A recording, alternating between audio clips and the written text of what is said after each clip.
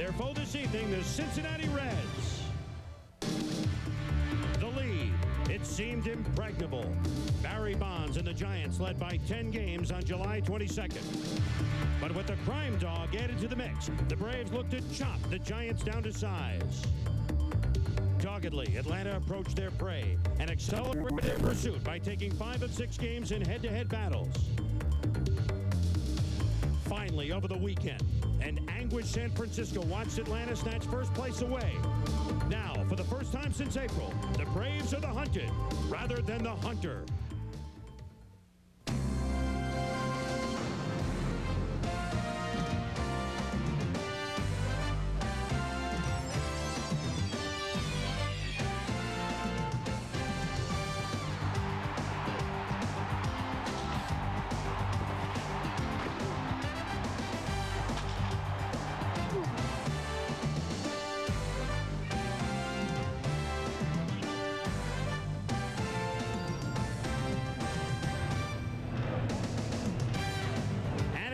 Fulton County Stadium, it's Wednesday night baseball as the Atlanta Braves, their fans chopping away, hope they chop down the Cincinnati Reds. This was the scene here less than an hour ago. Bobby Cox and company in the Braves dugout watching on the scoreboard as on another coast, Barry Bonds, the potential tying run, was struck out by the Cubs' Randy Myers. The Cubs beat the Giants 3-1, and as a result, Cox and company now find themselves up by 3 over the Giants heading into this evening's play. Hello once again, everybody. I'm Chris Berman, and yes, you could see the Braves are red hot. 27 out of their last 33. Maybe the best news that the Giants got was that the Braves are going to the Eastern Division. But it's next year, not this year. We petitioned to the commissioner to try and change it. We couldn't find a commissioner. I'll tell you what, Buck Martinez, as we get set to watch the Braves again, what impresses me more than the way they are playing ball is their attitude. Ron Gant said, you know, we're playing to win the World Series, not just to get into the playoffs. And I think it's that difference that we've seen from the Braves for the last month or so. Yeah, Chris, I think you're right. I think the Braves have kept on an even keel all year long. When they were trailing the Giants and it didn't look like the Giants were going to slow down at all, the Braves kept plugging away. You can say all you want about what Fred McGriff has done to this offense, and he's boosted up Ronnie Gant and Dave Justice, but the key to the Braves' success all year long has been the pitching. Each and every night they march out a horse to the mound, and they always feel like they got a chance to win. Yeah, every one of them looks like Secretariat too, and of course 33-9 starters since the break speaks for it all. Now tonight, Peter Gammons, we do not have Greg Maddux. We thought we'd have him tonight, but he got hit with a line drive at his last start Friday. Precautionary, he'll wait till Saturday to go. So they go with their 5th starter, Kent Mercker, but actually, he's not that big a fall-off, is he? No, not at all. Actually, 3 weeks ago, they traded for Dennis Martinez. Martinez didn't come, so Mercker ended up being the 5th starter. He's gotten 2 chances, 11 innings, 1 hit, no runs. He's really starting to harness. Great fastball, best on the starting rotation, slider, changeup. This guy's a pretty good pitcher. Of course, he's facing the best pitcher in the National League, not on the Braves. Well, that's right, and maybe the best pitcher, period. Jose Rio, maybe the one guy that can slow down the Braves machine. Rio leads the league in ERA. He leads the league in strikeouts. Can he lead the Reds to a victory over the Braves? We'll be back.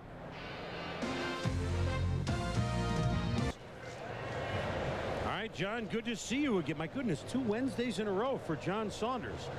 All right, we're back in the saddle, and here we are in Atlanta, and what a horse ride this has been in this saddle, as the Atlanta Braves just are relentless. Bobby Cox's club perhaps playing as good a baseball as they have ever played. I know that's easy to say when you're as hot as they are, Buck, but there are those that have watched the Braves over these 3 years and say nothing has clicked on all cylinders as much as this club right now. Now, since Fred McGriff came to Atlanta, the bats have come around. They're scoring over 5.5 runs a game. We all know how good their starters have been, and that's been a consistent here in Atlanta. Leo Mazzoni, the pitching coach, said this is the best 11-man pitching staff he's ever had. And now when you think that Dave Justice and Ron Gant, 2 of the complementary players behind Fred McGriff, they're a year older, they're confident. Not only are they swinging the bats, but they're playing pretty well in the outfield. Since August 8th, I mean, you talk about a ball club that is scalding. These are the Braves that have won 27 out of their last 33, and the Giants, with today's loss, 4 below 500. So since August 8th, we're talking 5 weeks, the Braves have picked up 12.5 games. Wow. And I'll tell you what an ovation they got last night here when they came home following their West Coast swing in L.A. and San Diego. And it was as if the conquering heroes had come home to Rome. Well, it's so crazy here. Last night there was a large accident a block away from here with ticket scalpers still trying to get tickets for $300 in the 4th inning, and the game was about 8-0 at the time. And of course, Ted, Jane, and all of Atlanta are just marveling in what the Atlanta Braves are doing. Davey Johnson is hoping to at least slow down this Braves Express. Davey Johnson's lineup that he has here in September is nothing like the one the Reds began with in spring training. Here's his Energizer lineup. Jacob Brumfield leads off at center field. Greg Tubbs, longtime minor leaguer in left field. Reggie Sanders, a nice season for him in right. One of the names you recognize, Chris Sabo hitting cleanup at third. Hal Morris, the good hitting first baseman, at fifth. Joe Oliver behind the plate at sixth. Juan Play It Again Samuel hitting seventh at second base. Keith Kessinger, son of Don, at shortstop hitting eighth.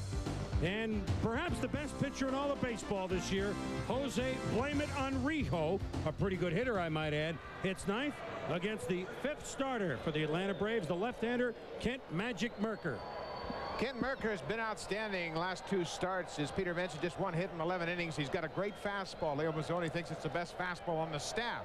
He throws a breaking ball and a straight changeup, and he's enjoyed the freedom, the margin of error that he has as a starter, and he's really starting to feel comfortable out there. Defensively for the Braves, they've made 97 errors this year. That's third in the league. It's Gant, Nixon, and Justice in the outfield. Pendleton, Blauser, Belliard, McGriff around the infield, and youngster Javi Lopez behind the plate. Keep your eye on him. He could be the catcher for many years here in Atlanta. We're underway in Atlanta, and Merker begins Jacob Brumfield with a strike. I think Merker more than anybody else, and we'll watch how he unfurls tonight, guys. Merker is always asked for the opportunity just let me be that fifth starter. Let me pitch. He'd prefer to start rather than pitch out of the pen. It's always his name that you hear that other teams want in exchange for some sort of established player, and the Braves keep holding on to him, which gives you all the clue you need to know about what they think of his stuff. Well, the biggest thing for him as a starter is that he's never gotten a regular turn in the rotation. He says as a reliever, he's so worried about walking guys that he ends up overthrowing, just throwing his fastball. As a starter, he can afford to walk a guy or two, cut his losses, relax.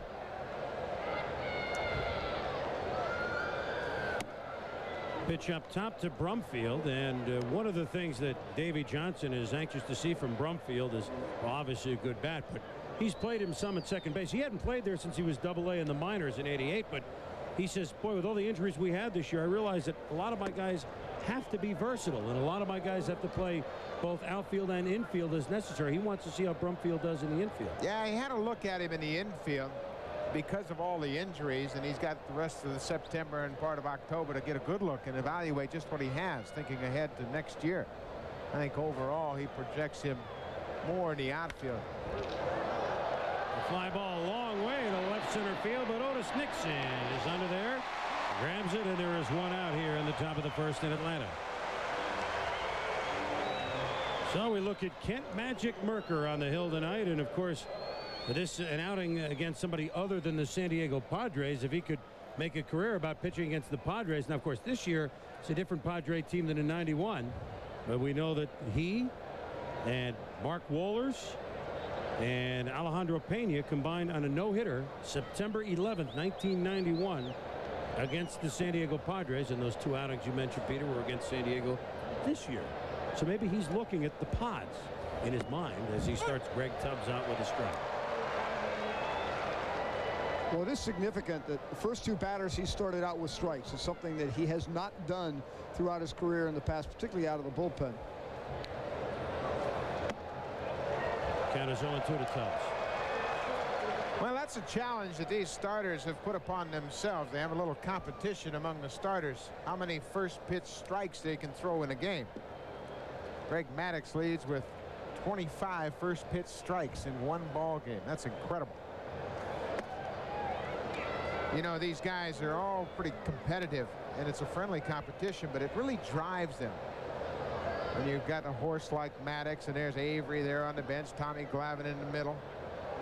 Boy, when you troop those guys out to the mound every single night, you've got to believe you're going to win. Took something off that one, missed. It's 2-2.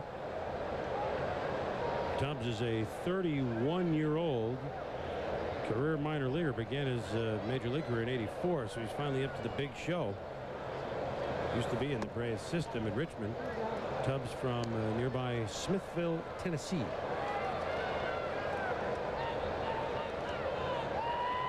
We talked about working in the starting rotation for Merker and how that enables him to use more of his pitches and kind of settle into a delivery.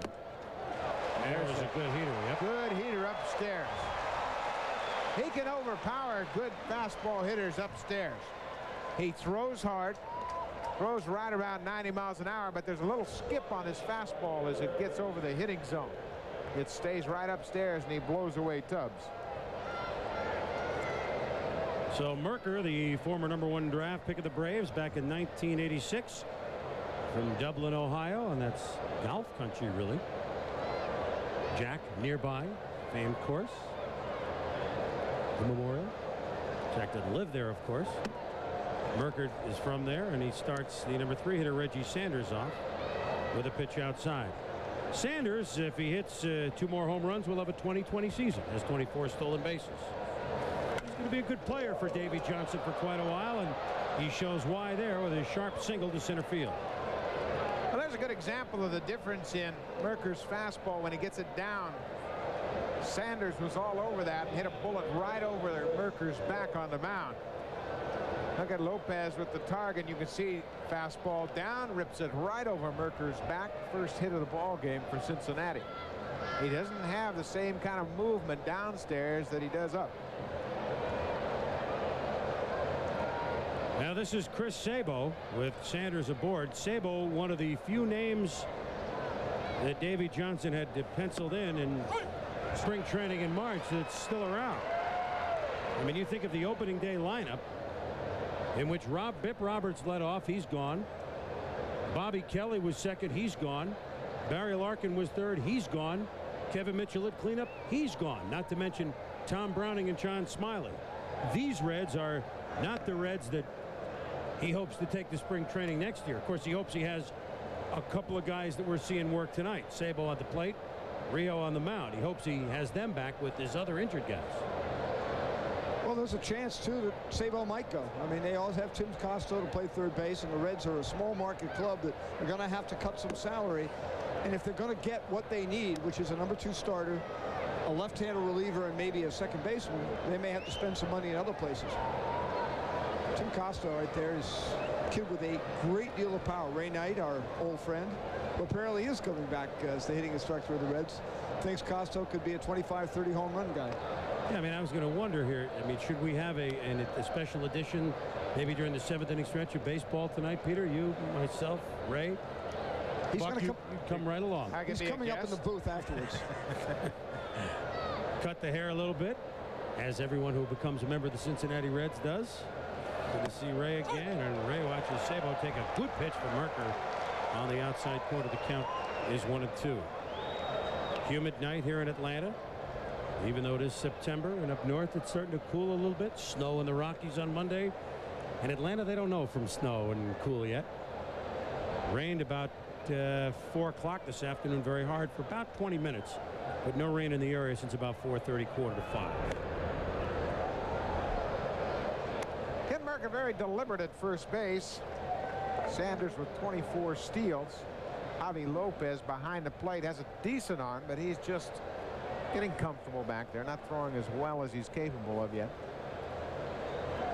There goes Sanders. Throw by Lopez.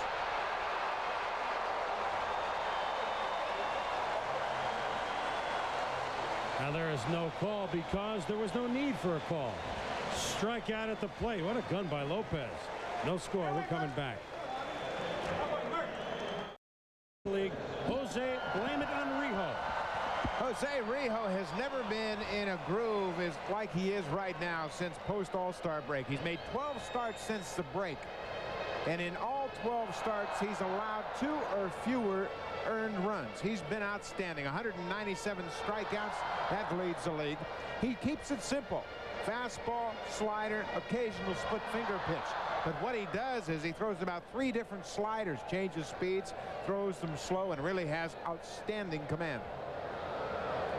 Defensively, it's Tubbs, Brumfield, and Sanders in the outfield. Young Keith Kessinger makes his first major league start at shortstop. Juan Samuel at second. Hal Morris is the first baseman, and Joe Oliver's behind the plate. Rio starts a little high to Otis Nixon. Ball 1. Boy, it's just good to look out and see the defense printed and a name Kessinger at shortstop, doesn't it? He's the 51st player they've used this year, a team record. It's a long run for the left fielder Greg Tubbs, but it hung up there long enough for him, and Nixon is gone on the foul out, 1 out. Here he is, and well, you dream about this moment. I'm sure you remember very clearly, Buck, your first major league game. Yeah, I don't know that anybody was really planning on this. They have had so many problems with their middle infield, and Keith Kessinger has sure hands. They saw him a bit in spring training, although Davey Johnson wasn't involved in spring training as a manager at that time. Of course, that was Tony Perez's team then. So they made the call, and he gets a start. Speaking of shortstops, how about this guy? This guy has been great with all of the years that the Braves are having. David Justice maybe winning an RBI title, and Ron Gant being marvelous at the plate, and of course Fred McGriff, numbers speak for itself. We've said it many times, the most consistent Brave at the plate has been the shortstop, Jeff Blauser. If he were hitting 5th, 6th, 7th in the lineup, he'd probably have 20 to 22 home runs, but because of the way they've used him in the second spot, hitting behind Nixon and Sanders, he's given himself up and played a different game.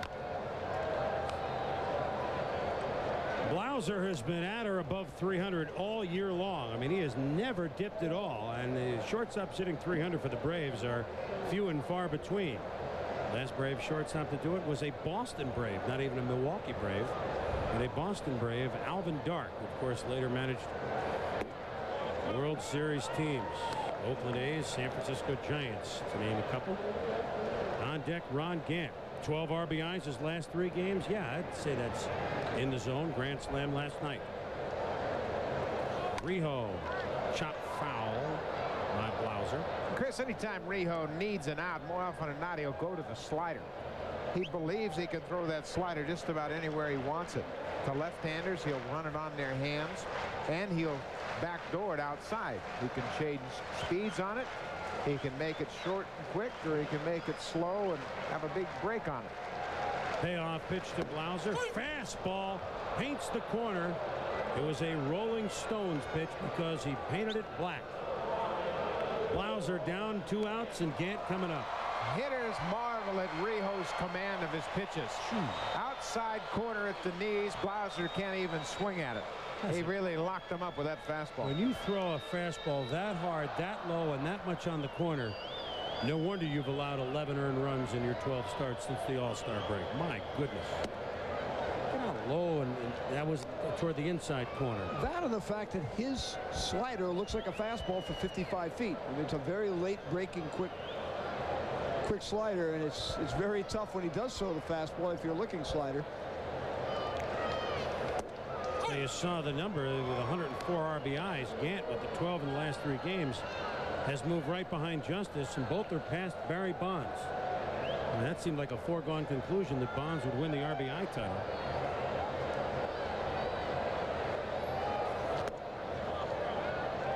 Gant with a grand slam last night, and the Braves 10-3 win, had 6 RBIs in a game over the weekend in San Diego.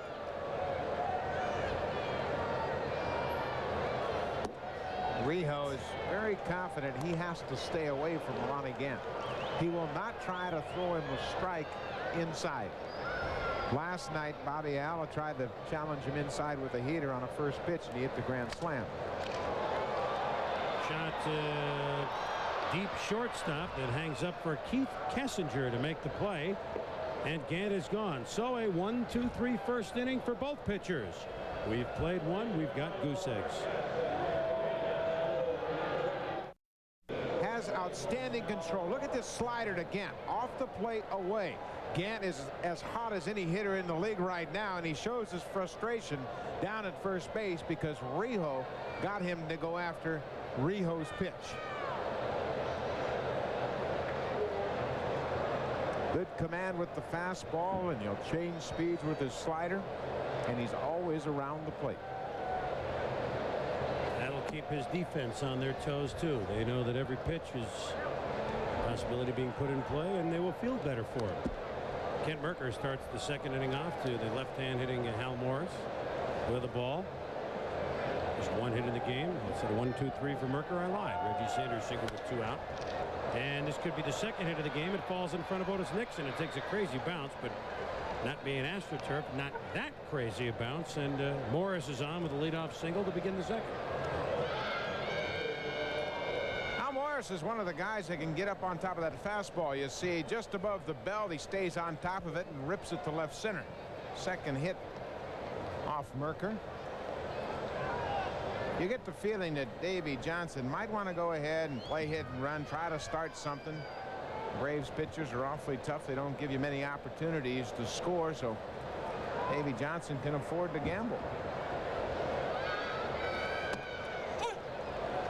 There's a strike to the catcher, Joe Oliver. Oliver closing in another 140-game season for him. He's really grown into be one of the fine catchers in the National League. Career highs you saw in home runs and RBIs. They started the season as that one is a screamer off to the foul on the first base side. Started the season thinking the youngster Dan Wilson would catch a lot. That never really materialized. Oliver put in another fine season behind the plate. He's gotten better every year, I think, in the pros. Well, you know, I think what it has to happen with a catcher, that if he catches that many games, he's got to understand how to keep himself strong late in the year, and Oliver's done that. 73 RBIs for an everyday catcher is a very impressive total.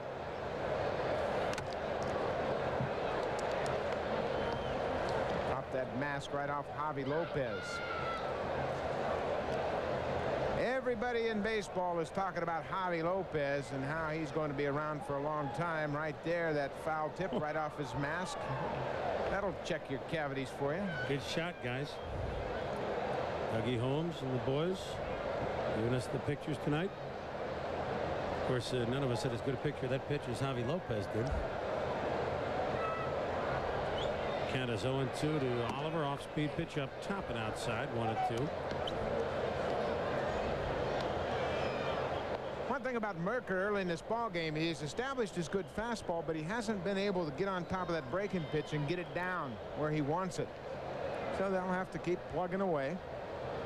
He's got to stay in his delivery and make sure he allows that hand to lead. There's a changeup. That's a pitch that he has really worked hard on to improve. Chris, you mentioned earlier how everybody was always inquiring about Kent Mercker. And why not? You see an arm like that, and you say, well, I'll start him. He wants to start. He can start for me. John Sherholz, I'll make you a deal. Yeah. Oh, well, they turned down Lee Smith and Rob Dibble for him in the last 2 years.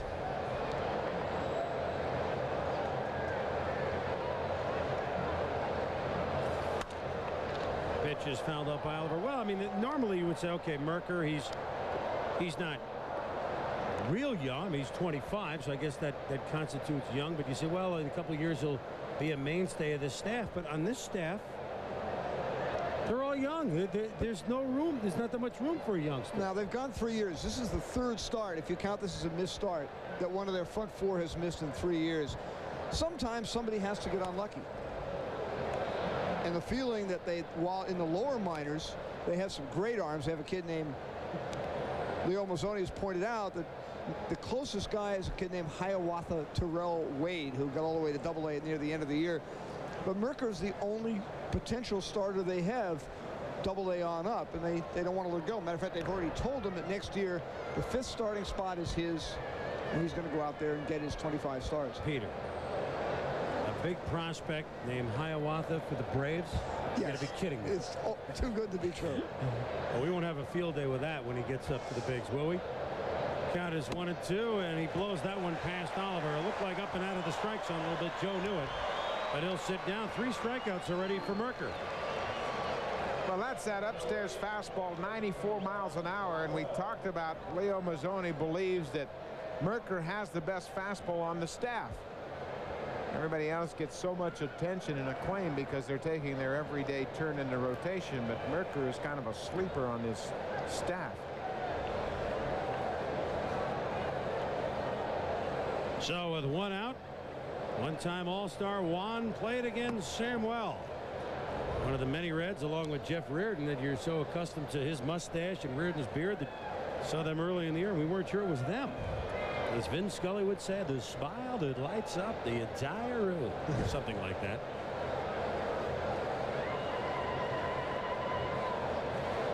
Samuel, when he was much, that was some heat into the Braves dugout. When he was much vilified, maybe not the word, but with L.A. and a couple other places, he never complained.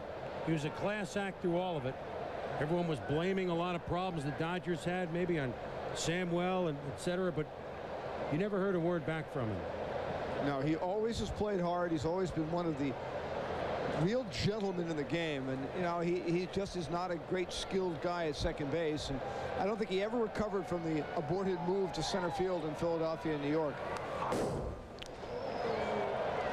When he first came up, he was quite an offensive threat. He could do a lot of things, hit the ball with a lot of power, came up with the Phillies. And I think one thing that he's done, he's kept himself where he can be a valuable extra player.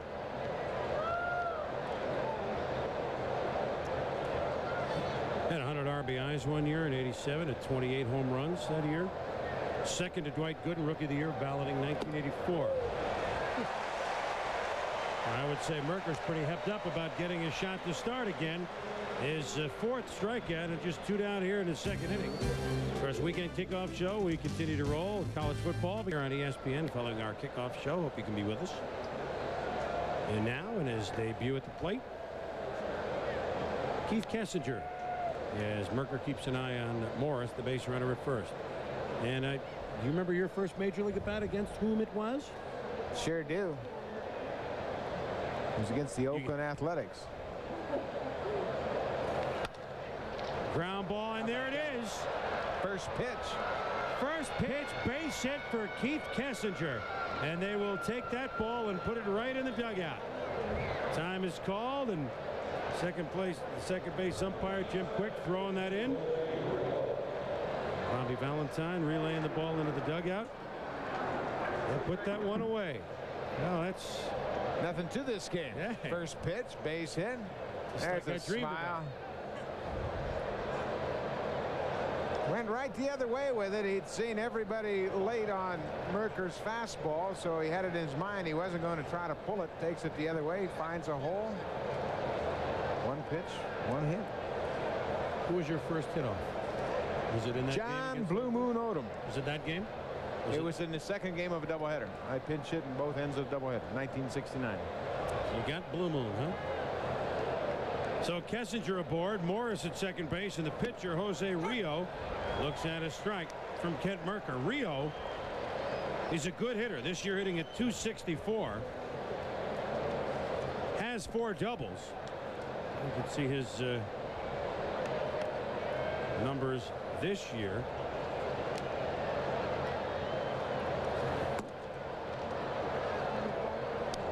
Which is high and outside.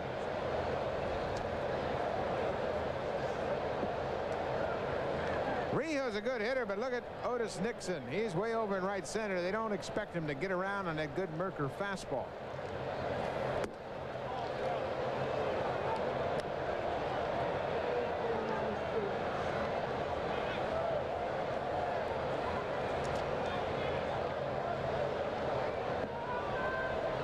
Always talks about his hitting. You can tell the pitchers that what a difference it is. You come to the National League games and Rio pops this one up. They're always excited about taking their rips in the cage. McGriff grabs it. Rio is gone. No score heading to the bottom of the 2nd. The ace Jose Rio. Atlanta Braves 3 games up on the San Francisco Giants, who lost again this afternoon in the closer of their homestand. They lost 3-1 to the Chicago Cubs. And if you were to say that the Giants, who one of the best home records in all of baseball, were going to go home on a 9-game homestand, win the first game, and end up 1-8 at home. They go to Cincinnati next for a weekend series. Their one break is they missed Rio, but they lost 8 straight games here at home, and now they go to Cincinnati and then 4 at Houston, which is going to be rough. Quickly 3-0. McGriff ahead of the pitcher Rio. Well, Freddie will get the green light because he's got such a good eye at the plate. He's awfully selective. They'll let him take a hack if he wants it. Took that little cut fastball there. And Rio certainly doesn't waste a lot of time between pitches when the batter is in the box, does he? Boy, catchers love it. Defensive players behind him love it. Keeps everybody on their toes. Like an off-speed pitch that McGriff sat on. Yeah, he's just trying to crowd him off the plate there. That's that little slider he will throw. He flattens it out. Watch how Oliver gives the target off the plate inside. He delivers, and McGriff pulls it foul. So now Rio has worked his way back from a 3-0 count.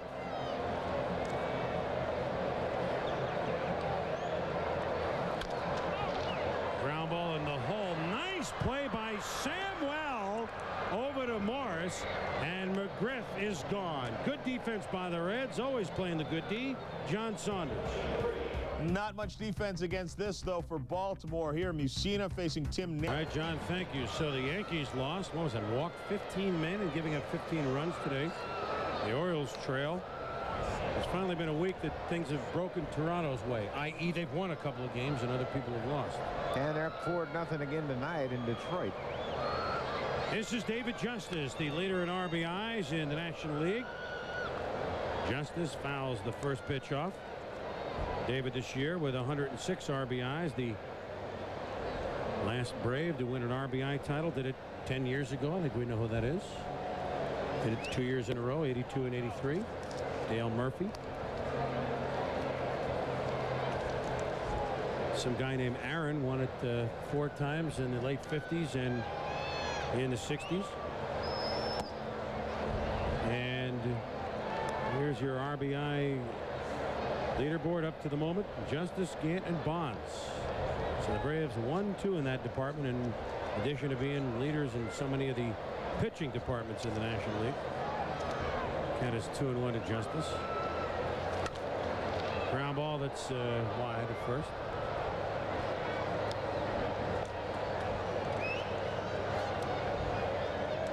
Dave Justice has been hot, as Chris pointed out. Rio recognizes the 3 key guys in this lineup, Gant, McGriff, and Justice, and how he has to be aware that they might change during the course of this ball game. 2-2 pitch to Justice. Tried it on the outside corner, but missed. Count is full. Fred McGriff is a very aware hitter. If he picks up on a pattern from Rio, he'll make some adjustments during the ball game. Rio has had Justice's number, 9 strikeouts and 33 at bats, so he might be open for some suggestions and make some subtle adjustments. Ripped, and a hot one-hopper that Samwell cannot handle. Well, that ball had a hair on it as Justice is aboard. Well, Dave Justice will want to remember what he did in that at-bat. Take a look at the head. Watch how he stays on that ball. Right out over the plate, and he rips it right towards Samwell, who tries to play it on one hop off to the side, but it goes off his glove. And they call it a base hit. And Justice is aboard, the first Braves base runner tonight. That'll bring up Terry Pitton, the Pendleton, the third baseman. Hitting about 300 since the arrival of Fred McGriff. Pendleton started off very slow this year, was way below 200 for the first couple of months. We're talking about a guy that won the batting title in the National League in '91 in addition to the MVP. But he's come on like so many of the Braves. Well, he started hitting really around the middle of May, and he has been through bad months before in his career. What was interesting here is how fast he got out of it. But he was bothered. The whole club was struggling a little bit. There was a day he walked off the field when Marvin Freeman didn't retaliate. But the great thing about the Braves, and it's a reflection on Pendleton, on Bobby Cox, and the leaders of this team, is that they're able to always get together, air it all out, and be honest with one another. Yeah, they have had the pitchers one and up top for a ball 1-1. I mean, they've had the Deion Sanders walk out for a couple weeks. Otis Nixon walk out for a couple days. The Pendleton issue that you discussed. All when it looked like they were falling so far behind the Giants that they'd be lucky just to keep them within eyesight. And there it is. I mean, here they are, and they're roaring. As we look at scores and keep you abreast of the Winfield situation. I think one of the better qualities of Bobby Cox, the manager, is his ability to forget yesterday. No matter what you do in the game the night before, whether you boot a ball and lose the game, you walk in the locker room the next day, he's the first guy to pat you on your back, welcome you, say, hey, have a good day today. You can see what he has done with this ball club after the break. 146 wins, twice as many wins as losses. This one will slice foul. But I think that's a tremendous quality in a manager, in that you've got 25 guys during the regular season to go out there and play hard, and they're going to make some mistakes, but you have to have the ability to forget that. You need them to play the next day, and that's what he's done with this ball club and throughout his tenure with the Blue Jays. Well, there's Greg Maddux, who is learning all about the way Bobby Cox and the Braves do business. He will start on Saturday. His regular turn was tonight, but got hit on the arm with a line drive in the Friday start at San Diego, and they're just keeping him out for precautionary measures. He could win the Cy Young Award. So could the guy on the mound. So could several others. Something we'll discuss later tonight. No score here. Bottom of the second. Braves and the Reds. Count 2-2 to Pendleton. Strike three. Pendleton didn't like the call, but Steve Ripley said, even though you do not believe it, it's strike three. And that's the backdoor slider. You get so protective to guard against the inside breaking pitch. You see this ball on the outside corner, you have a tendency to give up on it. Then it breaks and catches the corner for strike three. Steve Ripley behind the plate tonight. Jerry Crawford at first. Jim Quick at second. Tom Hallion, the umpire, at third base this evening. And now we're going to look at the batting stroke of young Javi Lopez.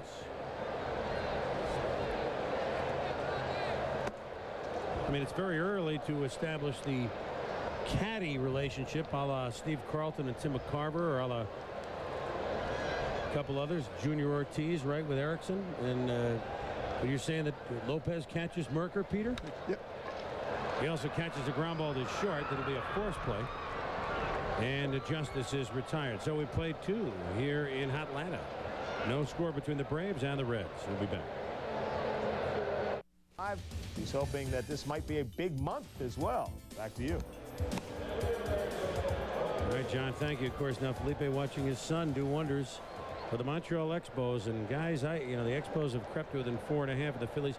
I have never seen a September with 4 first-place teams. Giants out of first place. Philly scuffling down to 4.5. White Sox allowing Texas back in it. The Blue Jays until this week allowing everyone in it. Unreal. Well, if the Phillies lose and the Expos win tonight and the Braves were to win, the Braves would be tied for the largest margin. It's unreal. Of course, the Expos a little hepped up over that 3-game series with the Phillies coming up in Montreal this weekend. Who would have thought who would have thought Dennis Martinez would be pitching in a pennant race in Montreal on Friday, and then again against, ironically, the Braves next Wednesday night, which we will see on Wednesday Night Baseball as we begin the 3rd inning here. Kent Merker starts the top of the order. Jacob Brumfield with a pair of balls. Now we assume we're going to be going to Montreal. I jumped the gun on it. We don't know yet. It's the time of the year, and we can wait real late to pick which games that we do. I was just looking at the leader in the clubhouse. There are a couple of players still back on 16 that can birdie the 17th and 18th and cause a playoff. Going to be a big finish. I shouldn't say that. We didn't know we were there. I'm sorry about that. Because everybody in the program called the truck. What do you mean? He can't tell us the game yet? How we run the network? You do, Peter. Count is 2-2 to Brumfield.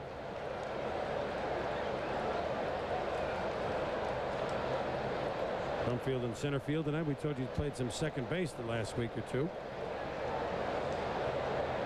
That's really been the way the first place teams have kind of bumbled in late August and early September. You kind of wonder what we'll see from them, whoever makes it in October. This is ripped to left. Back it goes. Back. Gone.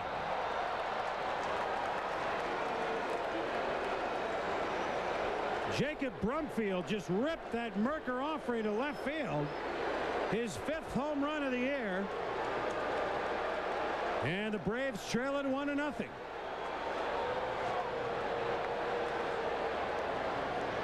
Look at this swing by Brumfield.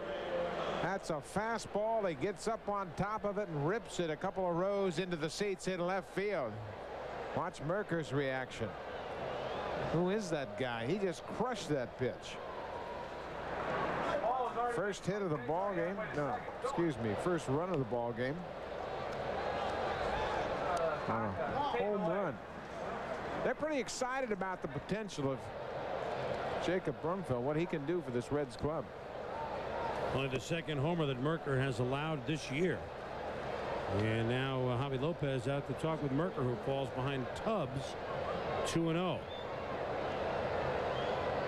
Well, this second half of the season is giving Davey Johnson a chance to look at some people like Brumfield, give Branson a chance to establish himself, look at the young pitchers so that they can see what kind of a bench they're going to have next year, where they're going to use young pitchers like Ayala and Spradlin and Lubers and people like that.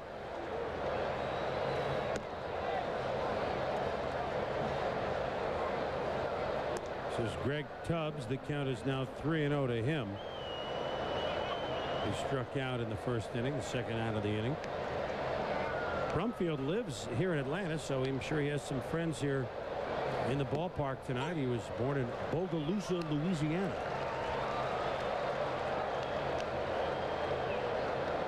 This is 31-year-old Greg Tubbs, finally getting a chance in the big show.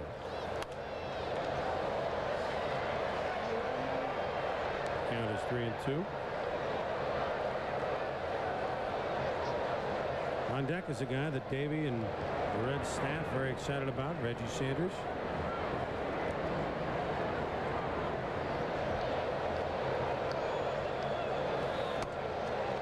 Tubbs is aboard, and that'll bring Sanders up, but we go from Sanders to Saunders. Just that. Back to you. Saunders to Sanders. A little bit of meeting on the mound there. Terry Pendleton came over and had something to say to Merker and Lopez, and it may deal with pitch selection. Leo Mazzoni, the pitching coach, keeping a close eye on the developments, but there's the leader on the infield, Terry Pendleton. He's the steadying influence, and he came over and had a chat with both Merker and Lopez.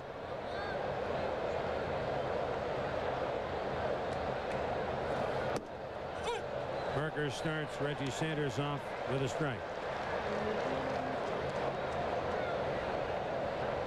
Remember, Sanders singled right over Merker's back on a low fastball.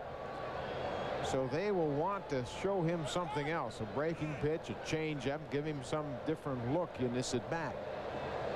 I don't care if you throw it 120 miles an hour. If that's all you throw, sooner or later hitters are going to catch up to it. Sanders, 25 years of age, came up as a shortstop, was moved to center field in the minor leagues in 1990, became a center fielder. We told you 2 more homers, he'd have a 20-20 season. This one bounced, gets past Lopez. Tubbs around second, took a look at third, but stops at second base on the wild pitch. Now, there was a breaking ball. They were trying to get to it, but because he hasn't thrown many, he didn't have a real good feel for it. Bounced in front of the plate. Watch Lopez. He's a little bit late getting over. Never really got squared up on that ball. It goes all the way back to the wall. Now Tubbs round second, eyes up the situation, puts the brakes on, and holds up at second. Wild pitch charge to Merker.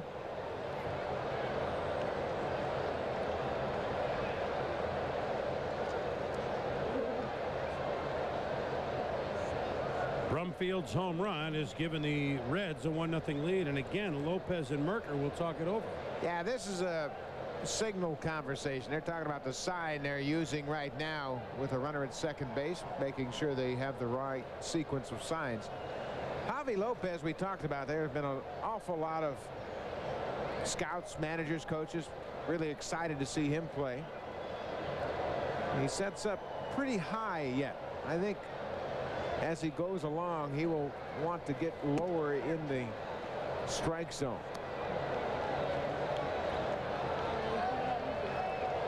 Sometimes that's difficult for a big catcher. Take a look at him as he tries to squat down and give that low target. He has a tendency, just because of his body, to sit pretty high.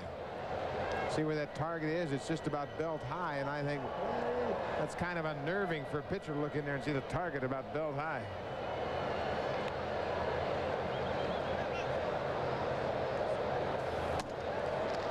Well, he threw that one a little higher than belt high. It was up and out of the strike zone, 3-1. And you talk about a pitcher that looked like he had some rhythm going. Merker with 4 strikeouts in the first 2 innings, now completely out of rhythm. Well, it take a long time between pitches. First time around the order, he threw 6 out of the 9 hitters, first pitch strikes. He was in that groove similar to the last 2 starts. This time, 3 out of the 4, he started them off with balls. In his last start, he said 81 pitches, he threw 69 fastballs. So, but when he threw his breaking, he didn't even have to throw them for strikes because he had established the fastball so well they'd swing at anything off speed. This time he's had a little bit more trouble with that command.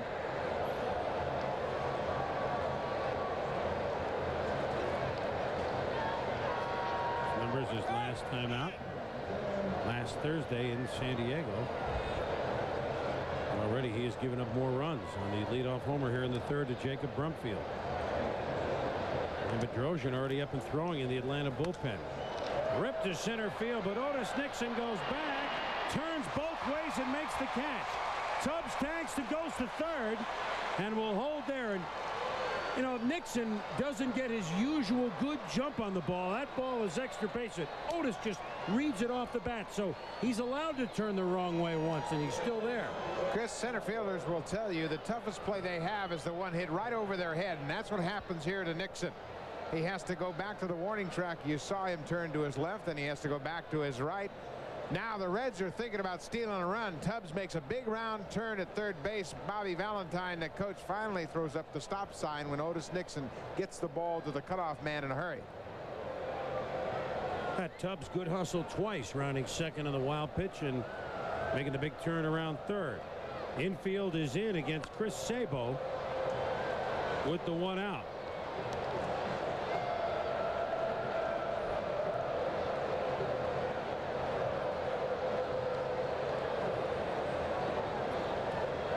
Sabo struck out to end the 1st inning.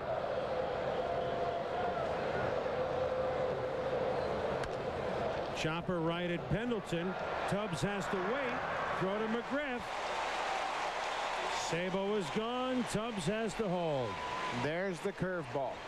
He hasn't thrown many, but he got a big out with it right there. Sabo, thinking about the fastball, was out in front of it and topped the grounder to 3rd. Take a look at the swing. It's a curveball, and it's not a great one, but because it's something different as far as the velocity, Sabo was out in front. That one-time Cy Young Award winner Steve Bedrosian warming up in the pen. Very early to see Rock up in the 3rd inning, but with Merker going, they're accustomed to maybe use 3 or 4 in some of his starts. And he starts Hal Morris off with a strike.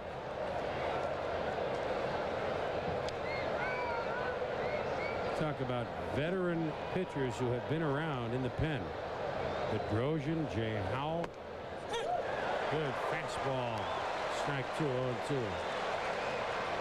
So Bedrosian's been throwing as well as he has in several years. Last couple months. He's been a tremendous addition with young pitchers, McMichael and Stanton and Wohlers in the bullpen. The addition of Bedrosian and Howell, who have been through so many wars, have really helped them. Fastball up top to Morris. It's 1-2.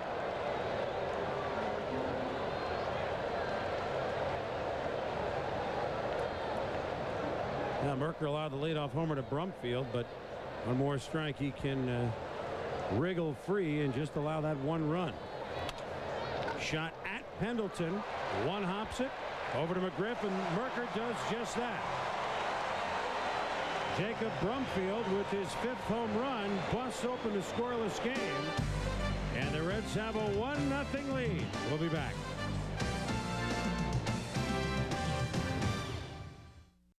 And Nixon up. Belliard played second base this last week. Mark Lemke has a left knee injury. Keith Kessinger, and a nice stretch by Morris. First base coach Pat Corrales thought he was off the bag, but Jerry Crawford tells Corrales, don't even ask me. He's out. What a fine play by the rookie shortstop Kessinger. He circles the ball that allows him to get his momentum toward the bag at first base. Fires Hal Morris with the good stretch. Looked like he maintained contact first out of the inning.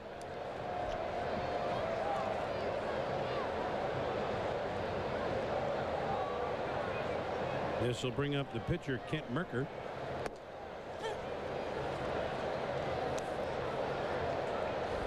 Yeah, they need a little adhesive there. I mean, 51 players, you have a lot of Velcro. Yeah, but not enough, obviously. That number's in. He's about to go from number 62 to number 2. That's a better number for a yeah, shortstop. It is. Much better.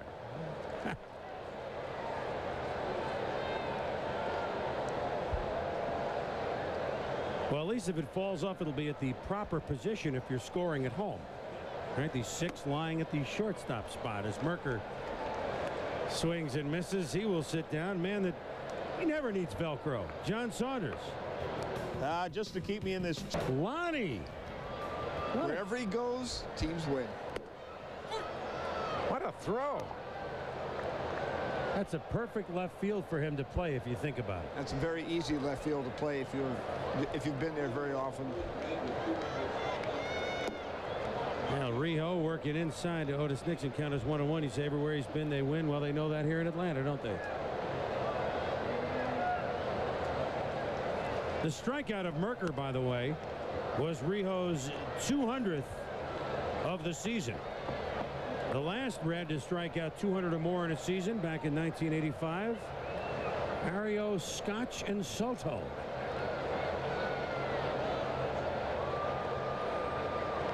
Rijo, of course, as you saw, the strikeout leader by quite a good margin over last year's winner of the National League, John Smoltz. Well, Greg Maddux is the only pitcher in the National League who's thrown more innings than Rijo, and he's probably his leading opposition, along with, of course, Glavine and Avery for Cy Young. But he's very close to leading the league in innings, earned run average, and strikeouts. The problem is that bullpen has blown 4 or 5 leads in the 8th or 9th innings, depending on how you figure save opportunities.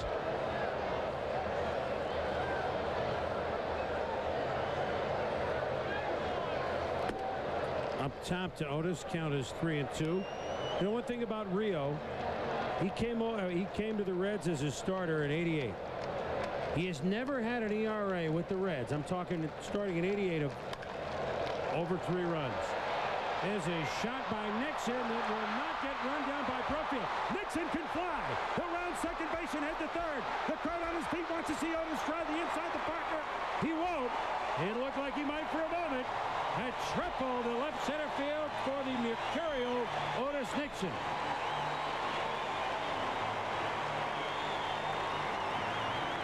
Jason Brumfield made a valiant try for the ball, but it was slicing away from him as he made his way over to left center.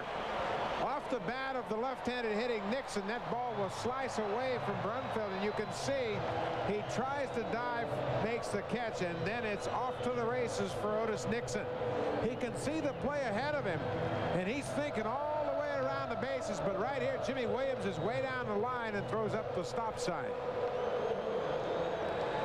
Now, just like you will rarely see a no-hitter, although we saw a couple of them in the majors last week, you will almost just as rarely see an inside-the-park home run. And that's the guy, Otis Nixon. Once it got by Brumfield, you heard my voice come up because there was no question if anybody has the legs to do it, he does. Jeff Blauser up with 2 out. Count is 1-0 to Blauser. Oh, if Kevin Mitchell had been playing left field, it might have been. Well, Nixon was thinking about it, and he looked up to his third base coach, Jimmy Williams, and saw the stop sign. Williams, in my estimation, is one of the best third base coaches in all of baseball. Great judgment. Here's a shot by Blauser to center field. Nixon scores, and the Braves have tied it. The crowd is alive.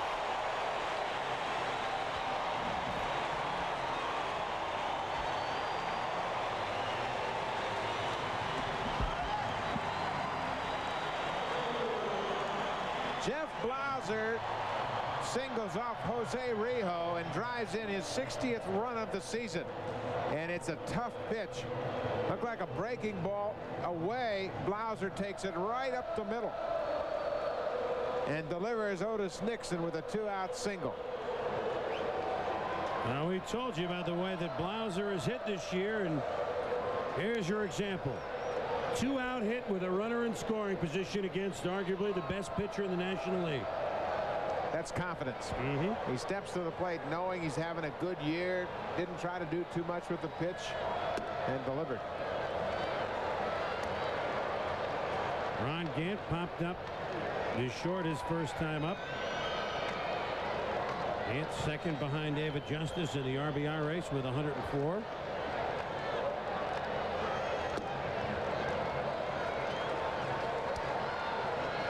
And the count is 2-0, and now Oliver will go out and talk with Rijo. Good timing right here by Oliver. Just a chance to give Rijo an opportunity to regroup. The triple to Nixon, and then the RBI single to Blauser. Now he falls behind Ron Gant. 2 balls, no strikes.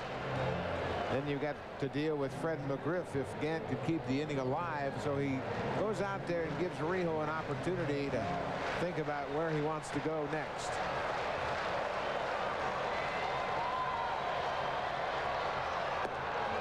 Good pitch. Count is 2-1. With that kind of control, when you're behind 2-0, you're never going to give up too many runs. Look at this pitch. On the corner, little short break and slider. And Rijo is now at 2-1. He doesn't want to come inside the Gant. Outside at 3-1. Started to say about Rijo. The ERA last year 2.56, 2.51 in 91, 2.70, 2.84, 2.39. I mean, those are his 5-year marks, not to mention 2.45 this year.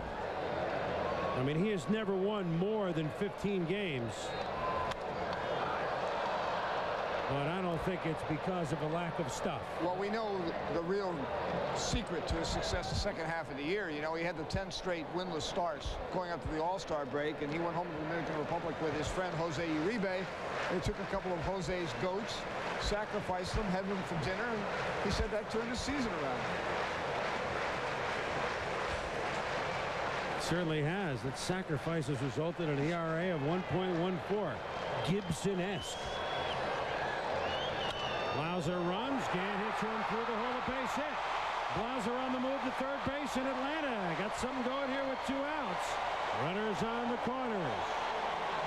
3 straight 2-out hits by the Atlanta Braves. And I think you get them in a good position, and they just get to you, don't they? Well, Ronnie Gant did a pretty good job in this at-bat.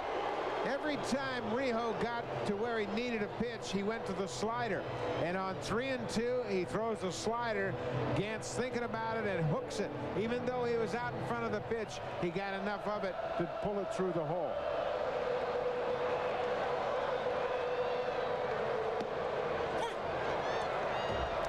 Fred McGriff, he of the 33 home runs, is up. 3 Braves of over 30 home runs. There goes Gant. That'll be just about a free stolen base as Oliver's throw is back to Rijo. Number 22 for Ron Gant.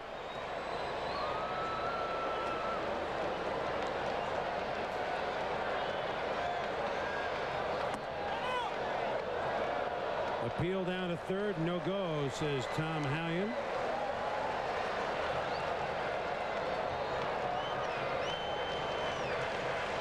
Look like Rio was rolling through the order. Had 2 outs and nobody on. The triple by Nixon, a single by Blauser, single by Gant. Runners now at second and third.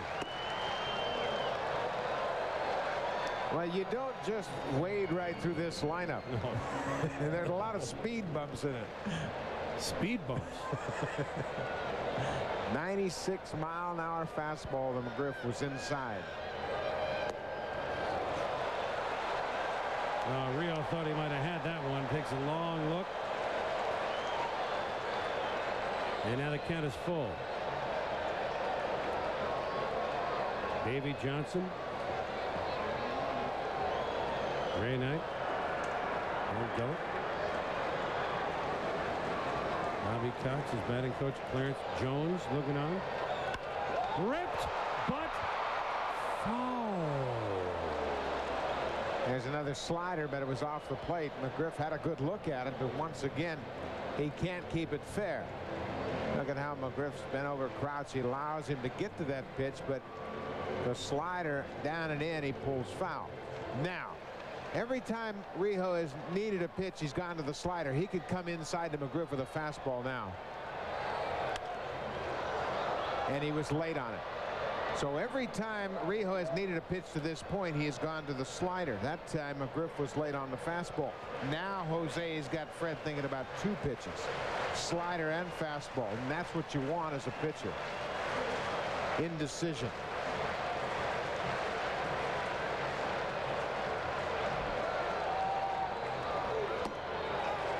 McGriff gets a walk. The bases will be full for the RBI leader in the National League, David Justice.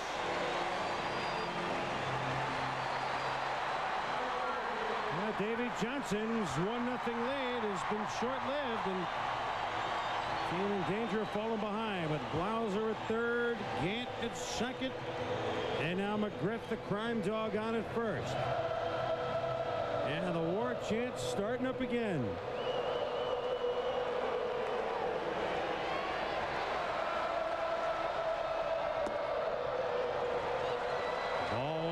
Justice.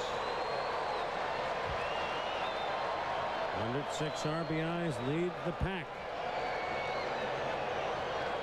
Well, when Rio was getting ready for this game this afternoon, he was talking about the lineup and how there are no soft spots.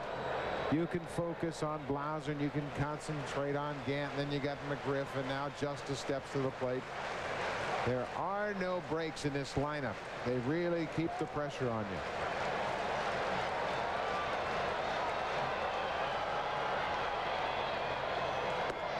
Fastball in there for a strike. I think one of the things that McGriff did for this team, besides give a lot of confidence, take a lot of pressure off Gant and Justice, was move the whole lineup down one more bat.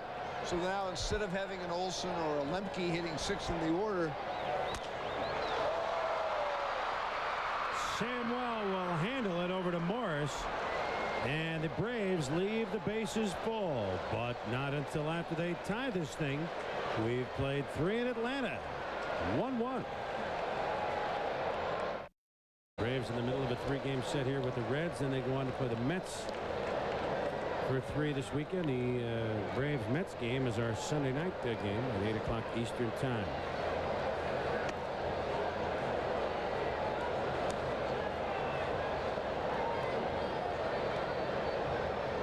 Braves know that the Giants have already lost this afternoon 3-1 to the Cubs, which means if you're just joining us, the Braves now lead San Francisco by 3. And Peter, as you pointed out, who would guess that the largest margin that could be owned by the Atlanta Braves of any of the division leaders?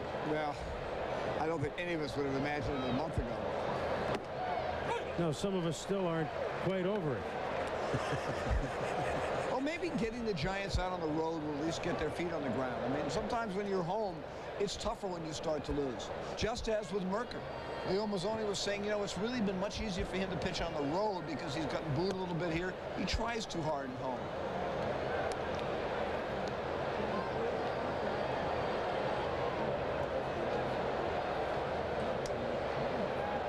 Full count to Oliver. Leading off the 4th inning. Joe struck out in the 2nd. And instead of striking out, he walks this time to lead the fourth. Well, we get a big lineup this Saturday. College game day with Chris Fowler. And to me, I know they've had 3 weeks of college football. To me, none of it counts. The Ivy League season begins this Saturday, and then officially college football is underway. Yes, if you're wondering, Brown is at Yale. Where is Columbia? Columbia is opening up against Harvard, says Jay Cutlow in the truck, our producer. Yes, college football really begins this Saturday.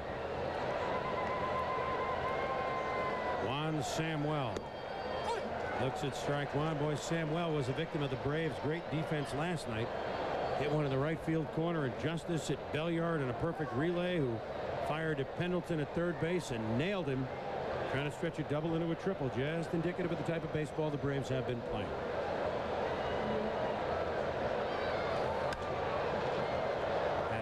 Chris, that kind of improvement from the Braves defensively could be just the added ingredient that takes them the next step. Justice has worked very hard on his outfield defensive play.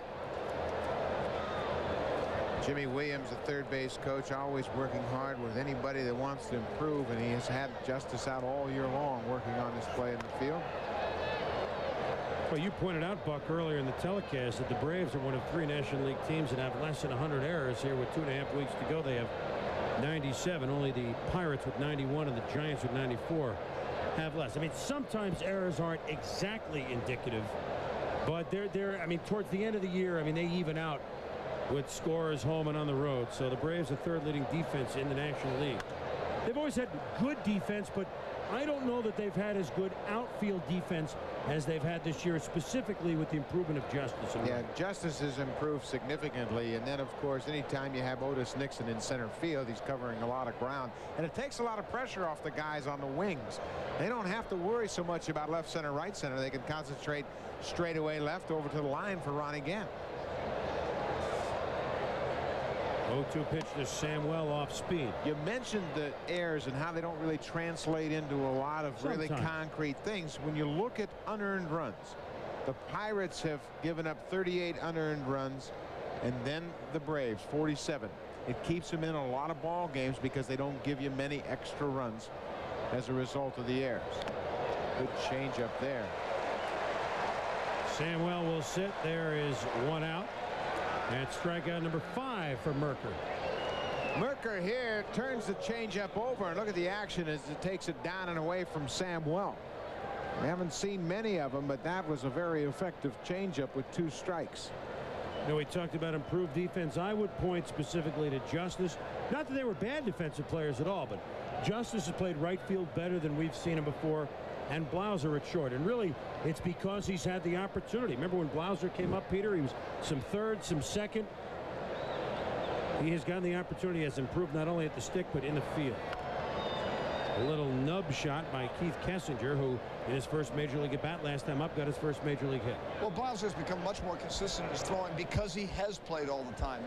But, I mean, you look at all the different things they do. I mean, Gant's got a terrific amount of range to his left and then going to the line. Belliard is a brilliant infielder wherever they put him, one of the best in the game with a great arm. But with Blauser and Belliard, they have great arms for relays. And when Lemke's in there, he and Robbie Thompson, probably the 2 best in the league, turning the double play. Good off-speed pitch. Now all of a sudden he's starting to mix in a few more curveballs and changeups.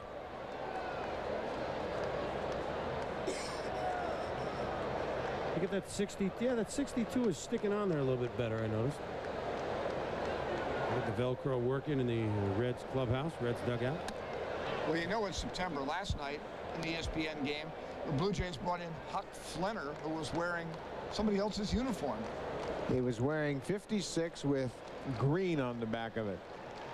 Sean Green, a minor leaguer who they expect to call up soon. Chopper charged by Pendleton to Belliard to McGriff for the double play. That's a good-looking double play. And didn't we just talk about the Braves defense? You saw it right there. 1-1 heading to the bottom of the 4th. Well, the lead fans of the Atlanta Braves watching a 1-1 game tonight in the bottom of the 4th inning, and they're hoping that the Braves can join these teams who won pennants, who were at one point in the season 10 or more back. The 78 Yankees, who were once 14 back of the Red Sox. The 51 Giants, once 13 back of the Dodgers. The 73 Mets were once 12 back. The 64 Cards, who overhauled the Phillies, once 11 back. The 73 Reds were once 11 games back. There are 5 more teams we're going to show you. I'm sure everybody has either pleasant or horrible memories of those teams that we just put up there. The 87 Tigers were 11 back of the Jays. The 79 Reds were 10.5 back. 69 Mets 10 back of the Cubs. 88 Red Sox were 10 back. 89 Jays were 10 back. Those 10 teams have come from way off the pace, and Atlanta, who was 10 games back on July 22nd, could be number 11. And there were a lot of people around this organization saying, man, oh man, we paid all this money for this great pitching staff and we're not going to win it. Players never felt like that. Bobby Cox always had confidence. Then when John Schuerholz pulled the trigger on the Fred McGriff deal, everybody felt that much more confident. Well, the Giants were hoping that the fat lady is rehearsing. Where is she? Down to the bullpen or something? In the batting cage underneath the stands? Well, the Giants were hoping that the McGriff trade came a month too late, which for a while it looked like it did. And Dusty Baker was misquoted here, I might add. He said, well, perhaps the trade came a little late. That's what we're hoping, because it looked like they could have pulled the trigger in June on it. And of course the Atlanta papers wrote that he said it did come too late, and of course then that got put on TBS and then etc. You know how that goes. But he said that he'd hoped it was too late, and obviously it was not. That's the impact that Fred McGriff has had. 39 and 12, 5.6 runs per game. Batting average almost 290. And that was an impressive list of teams as Rijo misses and count as full. You know, I hesitate to give McGriff all the credit, but each and every time you speak to Justice, or you speak to Gant, or you speak to Penland or Bobby Cox, Fred McGriff's name keeps coming up. He gave us the confidence. He gave us the opportunity to relax.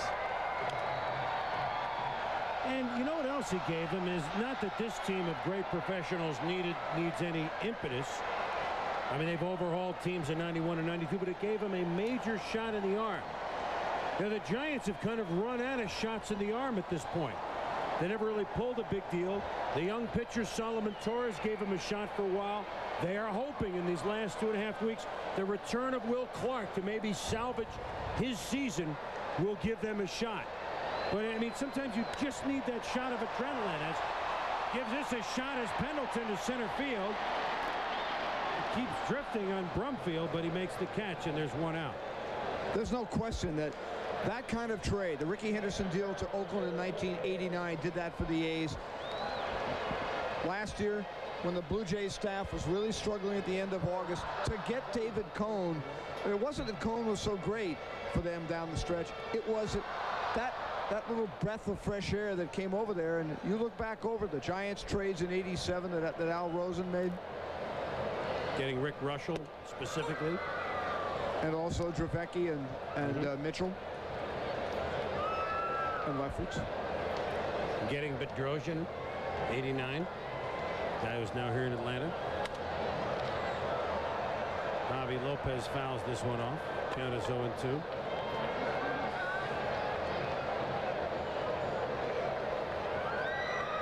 Now, we've told you that the Braves are now 3 up on the Giants, who have lost 8 straight. And you can't afford to lose 1 straight when you're battling the Braves in a pennant race. Good pitch by Rijo, and Lopez will sit down. 2 out. 4 strikeouts on tonight, and the second time he's gone down and away with that fastball. Paints the black away from Lopez. Such great command of all of his pitches, and he can really locate that fastball down and away. Well, we told you that Rijo is zeroing in on perhaps being the National League strikeout leader. Not many Cincinnati Reds have won the strikeout title in the National League. I know it's going to be tough. You know, the last one to do it, we're going back a way. Ewell Blackwell. Did you look? That's very good. Ewell Blackwell in 1947 had 193. Johnny Vandermeer won it 3 times, as this is fouled back a little above us by Belliard. Bucky Walters won it in 1939, and way back in 1901, Frank Noodles Hahn still has the franchise record, 239. Rio could break it all. You remember the Noodle Man. I was just thinking you'd had a tough time coming up with Noodles Hahn. Yeah.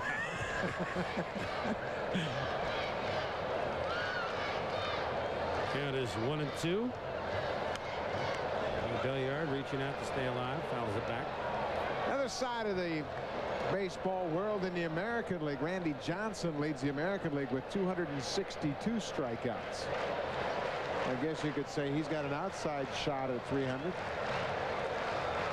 I made a mistake. Noodles Hahn does not have the franchise record. Franchise record was by Mario Soto, 274. He didn't win the strikeout title that year, but 274. So Rio will not get to that. But Noodles, well, Mario, Scotch, and Soto is in Noodles Hahn. I mean, some good names there.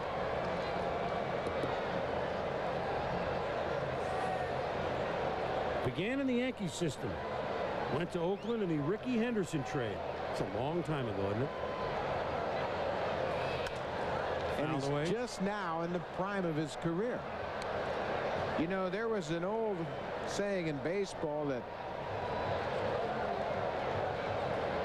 oh, look at Rio now. He's telling Joe Oliver, hey, call a knuckleball. I can't get Belliard out. So let's try something else. Now he'll stick with the slider. Missed with it. Outside, it's 2-2. But there was a saying that pitchers never really came into their own until they were 27 or 28 years old. That's when they really began how to pitch. That time he gets Belliard with an off-speed pitch on the outside. 5 strikeouts for Rio. 1-1 game through 4. At 1 here in the top of the 5th in Hotlanta. 9-1-2 for Cincinnati. Rio, Brumfield, and Tubbs coming up against Kent Burker. Rio, a lifetime 174 hitter. Fouls this one out of play, although McGriff gave it a chase. Ball bounced off the bullpen. Chris, this is a kind of a frustrating time for Rio. He loves to win. He said to me today, you know, I mean, even though he agreed upon a contract, 4 years, 22, 23 million in spring training, it's never been signed for legal reasons. He says now, if they don't go out and get players and make this team better, he is not going to sign it. He said, I'll guarantee you that when this season ends and that free agent list comes out, I'll be on it. So he says he may still go out in the free agent market. He certainly would be the #1 guy out there. Well, it's not as if he's holding out for more money. He wants commitment. He said it has nothing to do with money. No. I mean, I think that's laudable. He wants to play on a really good team, and he's very frustrated. You know, I mean, we can say the Reds have a lot of injuries, but are these guys ever going to play a lot of games, or are they just going to be a disabled this team? Well, Davey Johnson feels as Rio hits this one to short right field, it'll drop in. Rio aboard with a base hit.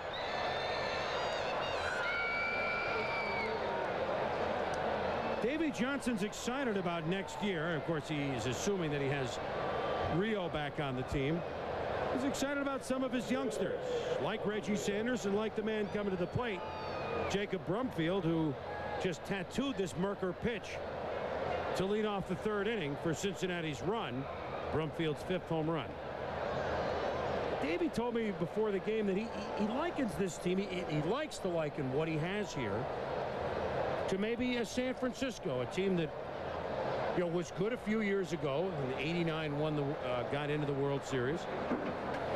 The next year, the Reds won the World Series, but then fell off due to injuries, due to a couple of changes, due to things.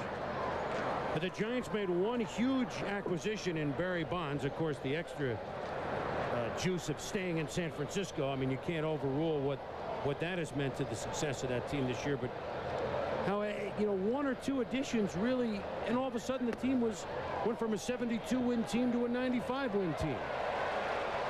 And he thinks that with a pickup of a number 2 starter behind Rio, Smiley being the 3rd starter, and then Browning being 4, and maybe another player, and then a healthy Mitchell, keeping Sabo, and they may lose Bip Roberts, but in other words, they get a healthy Larkin. He feels that they're in the thick of it, especially since, as he grinned very widely, Atlanta's out of his division next year. That helps a lot of people. Well, I'll tell you who it helps. It helps. Brumfield skies it. Long run for Justice. He makes the play. There is 1 out. Let's check in with John.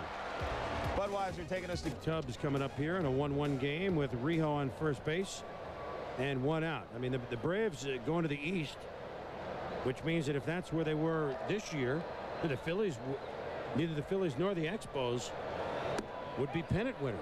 Or right now, they would be battling it out for maybe the best record of a second place team. It's going to change everything. Yeah, but these things do change dramatically. I mean, after all, we were talking about Dennis Martinez. When he was put on waivers, the Braves were able to claim him ahead of the Phillies and Giants because the Braves were below the Phillies and Giants in the standings. And that was 3.5 weeks ago.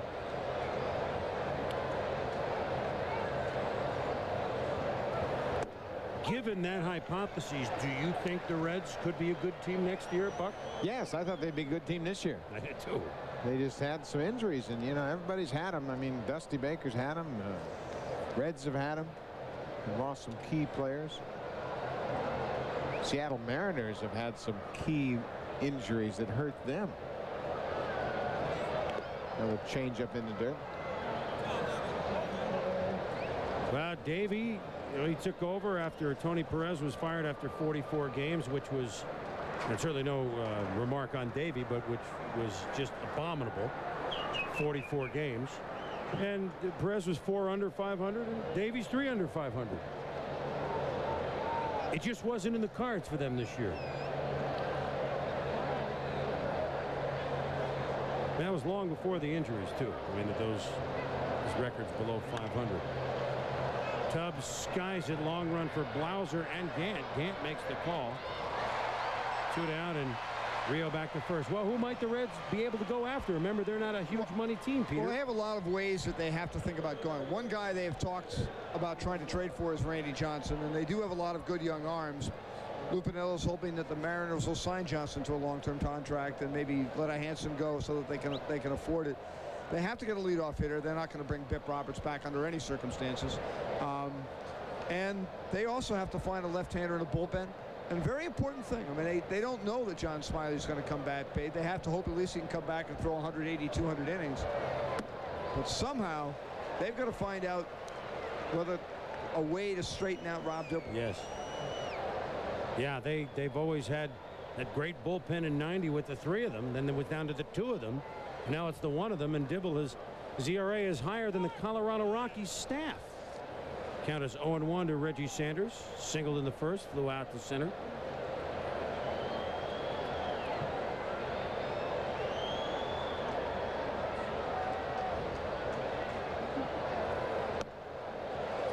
You know, the thing I look at when I look at a relief pitcher is strikeouts and opponent's batting average, and Dibble's still very respectable in those 2 areas, and it's something that, you know, relievers don't throw a lot of innings, and they can have a couple of outings that are bad, and all of a sudden that balloons up the ERA and never really have enough innings to whittle it down.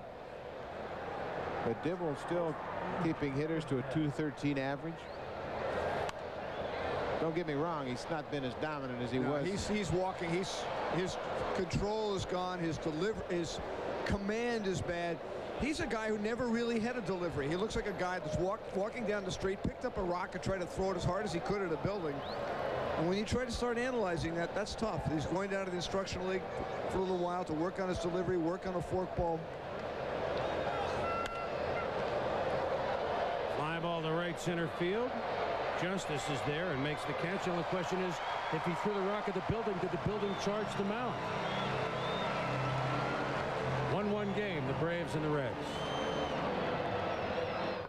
the front runner in the National League West, and everybody in the National League West is saying good riddance, get out of here. They're on their way to the East next year. As Jose Rio pitching to his opposite, Kent Mercker, to begin the bottom of the 5th inning. 1-1 game. Brumfield a home run for the Cincinnati Reds in the 3rd inning. The Braves came back with 2 outs. Nixon a triple, Blauser a single in their half of the 3rd, and that's where we stand.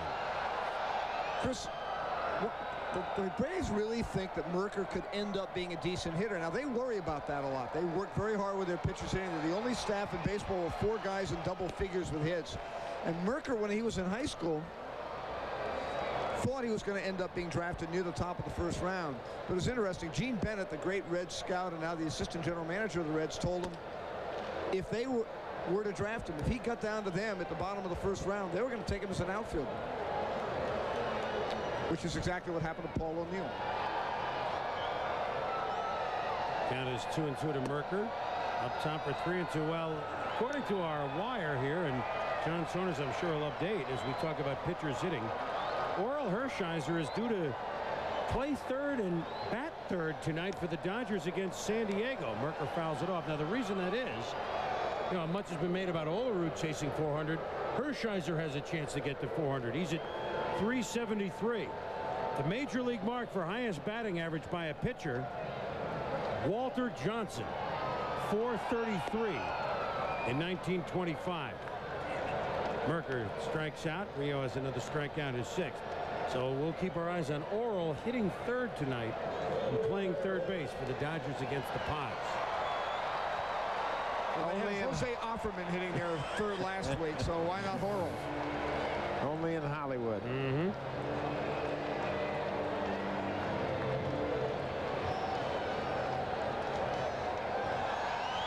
Coming to the plate is Otis Nixon, who started that rally with the 2-out triple in the 3rd. Blauser followed with a single. Gant followed with a single, and the Braves eventually had the bases loaded, but Justice grounded out, so they only got 1 run. Giants have lost this afternoon. If the Braves win, they'll be up by 3.5.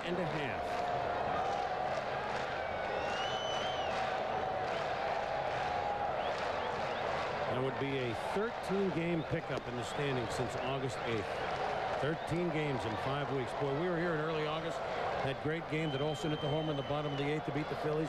And the Braves, to a man, were saying just 1 game a week. That's our plan, just 1 game a week. They got it. Yeah, and there was a whole lot of patience involved with that approach, too. You couldn't really panic. They'd have a couple of good games, and then they'd slip back. But to a man, they all said, don't worry, let's just keep plugging away.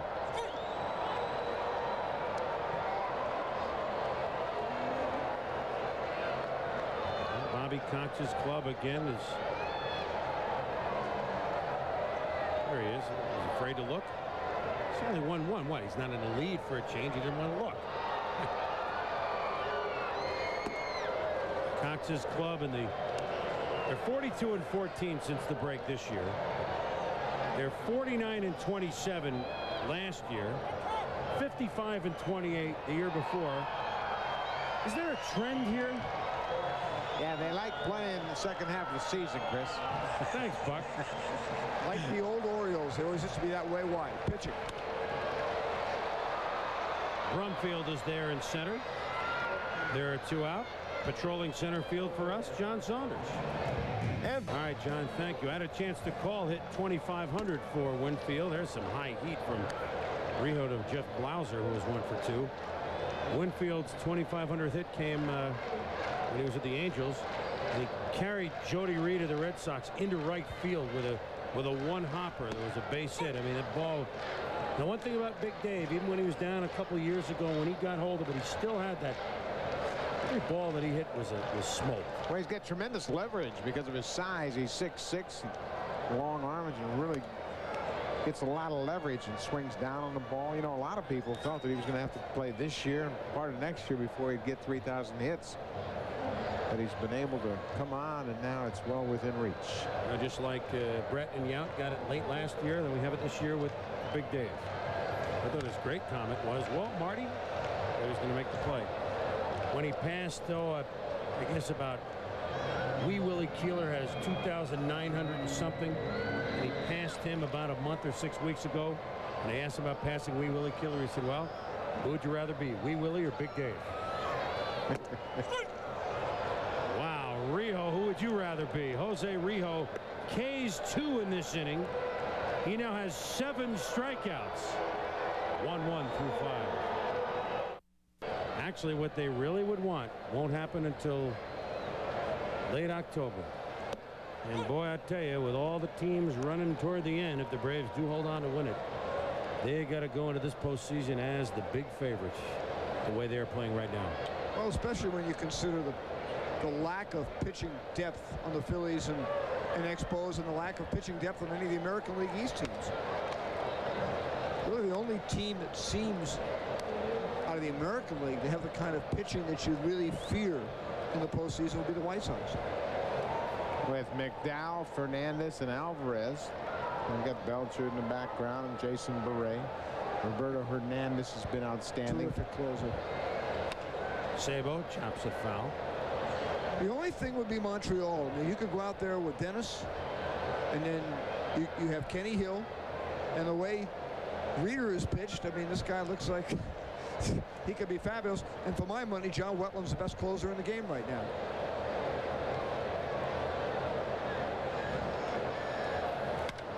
Rip past Merker and up the middle for a base hit.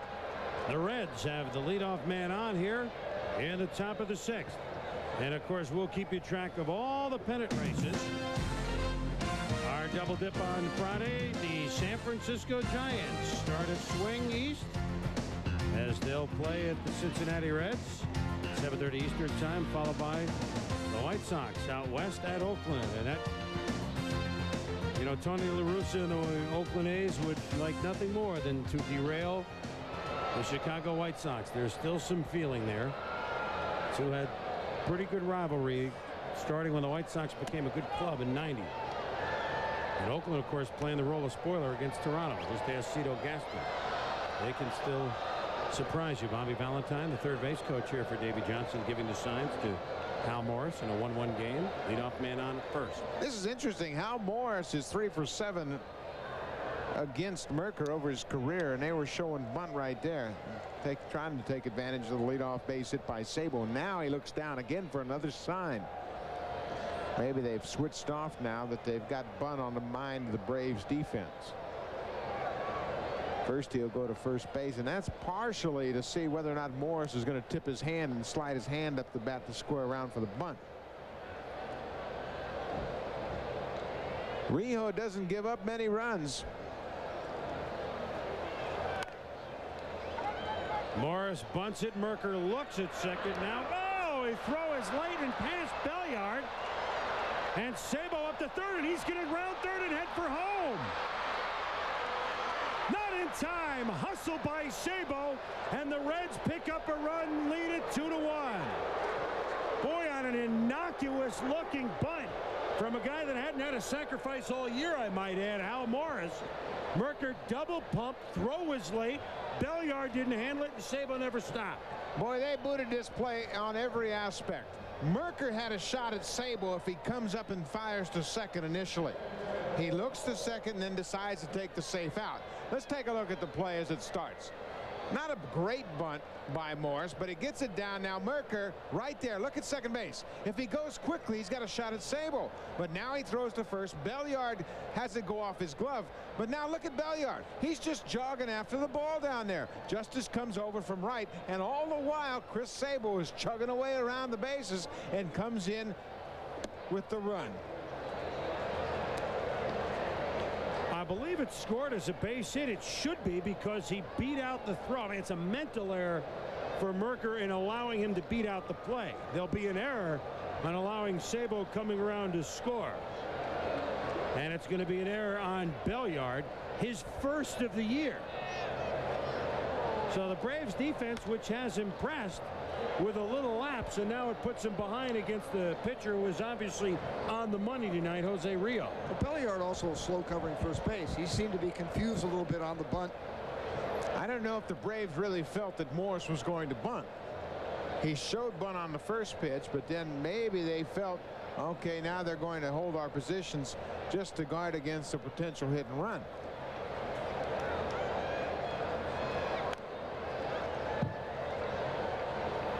Davy Johnson, recognizing that Jose Rijo has been on a tear second half, doesn't expect the Braves to be able to score many more runs off him. They've got one tonight. Bobby Cox recognizes just how tough Rijo is, and he's got to be very concerned about that defensive lapse, not only the air but the way they went after the ball once it got away at first. Very inconsistent with the way they have been playing baseball, that's for sure. Yeah, you don't see that kind of play from the Braves much at all.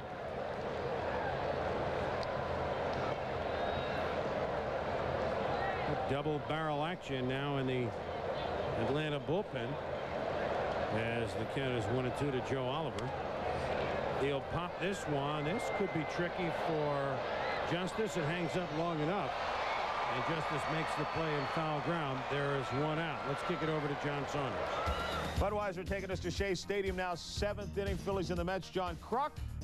That's a base hit, which scores Mariano Duncan, who extended his 15-game hit streak. He comes in to score 3-2 now. The Phillies have taken the lead. Back to Atlanta.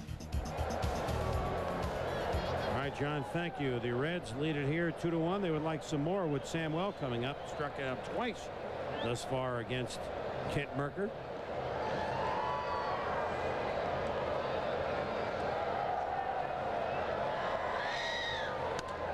Samuel fouls it off. We told you righty to lefty throwing in the Braves bullpen. Jay Thurston B. Howell is the right-hander, and Mike Stanton, who has a broken thumb on his right hand, but yet he's pitching ready to go. Warming up, he's the left-hander. There's Stanton.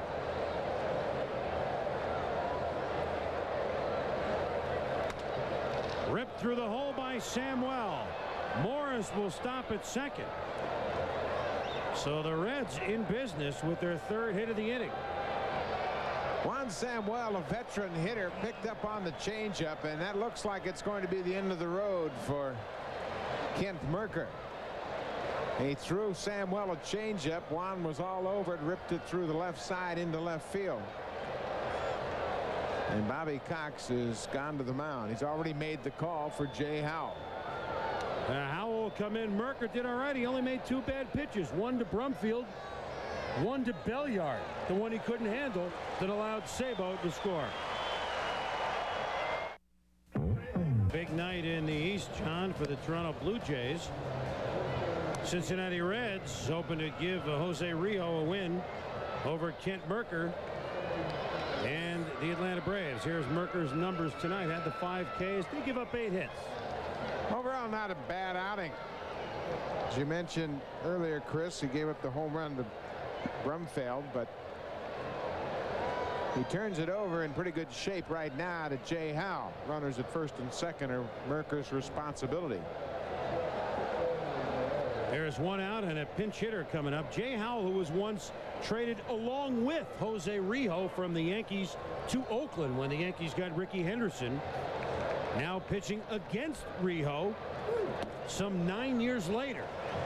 And he gets the pinch hitter Jeff Branson batting for the shortstop Keith Kessinger to swing at the first pitch for a strike. And then came Branson here in the 6th inning. Reds hoping to get some more runs and give Rijo some insurance. Good off-speed pitch in there for a strike.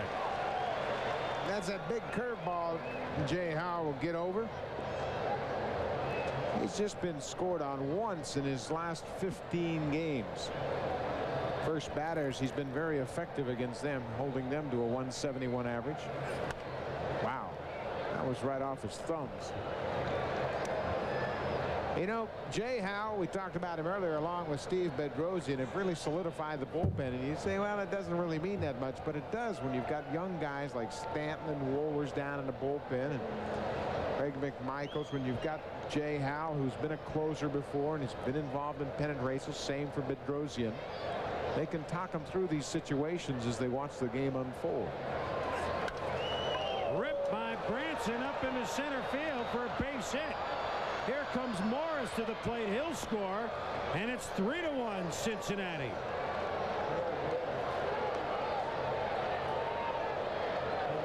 Branson just jumped on that pitch by Howell, and the Reds have a 2-run cushion. Jeff Branson's done a terrific job for the Reds as a utility second baseman, shortstop. Well, that was a curveball that stayed out over the plate. That's his 6th pinch hit of the year and first RBI. He really has been an everyday player since Barry Larkin went down and since Pip Robertson disappeared, but the feeling is he's gotten a little bit tired. It's the first time in his career he's played every day on turf in the big leagues. But he'll be a very important player for them next year.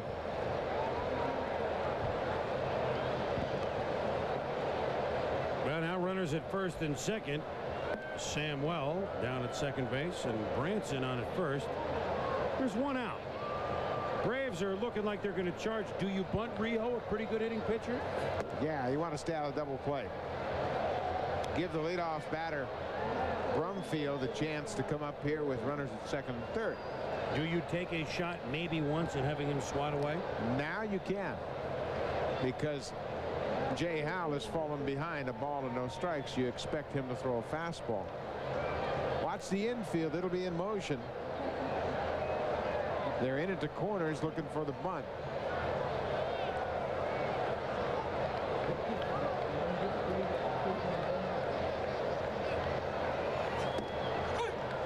Rio pulled back the bunt attempt, took it for a strike, 1-1. But now he's seeing the infield defense. Pendleton's coming in from third. Blauser's covering second. There's a big hole at shortstop. So they can give him that old butcher boy swing, square around and try to punch it through the vacated hole at shortstop. Swung on and missed, and an attempted steal of third by Samuel. He's nailed Lopez to Pendleton. You gamble and you run yourself potentially out of the inning. I don't know why they elected to start the runner. They had the play they wanted. The shortstop was covering second. Look at Blauser. He's vacated. Now he's trying to regroup. But on the play, the base runner, Samuel, is out easily as Pendleton got back to the bag.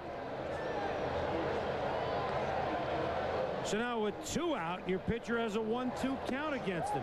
And he is struck out. So the Reds did pick up a pair, but they were in danger of really giving Rio a big cushion. They couldn't quite do that. 3-1 Cincy. The Atlanta Braves. Now that they're in first place, we asked Ron Gant, has their attitude changed much? No, I don't think so. You know, we just felt like all along that the Giants were going to hit a somewhat of a slump or a skid, and it's happened. You know, we just felt like we wanted it to happen sooner, but it's happening at the right time. We were just patient, and we played our own game, and we've been hot just about the whole second half, and we're just real loose and relaxed right now, and it's showing on the field. Amen. Patient, the big word in that answer. Well, even Ron Gant right there showing bunt. He no longer has to think about leaving the yard every time he steps in. And they've got more pop with McGriff here. He needs to be a base runner now. His club's down by 2.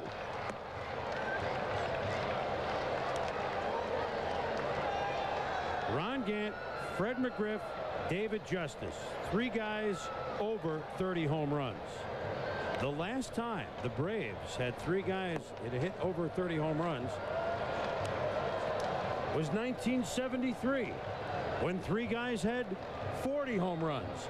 Henry Aaron had 40, Darrell Evans had 41, and that man, Davey Johnson, had 43. So that's what Murderers Row here of the Braves has reminded Davey of his old days when he hit more homers than Henry Aaron in a season. Count is 2-2 to Gant. You know, I asked him about coming back here. Did he remember that season? Shot to right field directly at Reggie Sanders, 1 out, and he said, Well, it was late in my career. What a pleasure it was to get to know and be a teammate of Henry Aaron. Then he went right into, but you know what's nicest here? I enjoyed my couple of years here, but the whole atmosphere, the stadium's full. Used to be nobody, especially in September. Peter, you talked about that earlier. Nobody was here. He says, I love coming here and seeing what the Braves have done. Remember, you know, he's been out of the game here since the Braves have gotten good. He says this has been a treat for him. Strike one to McGriff.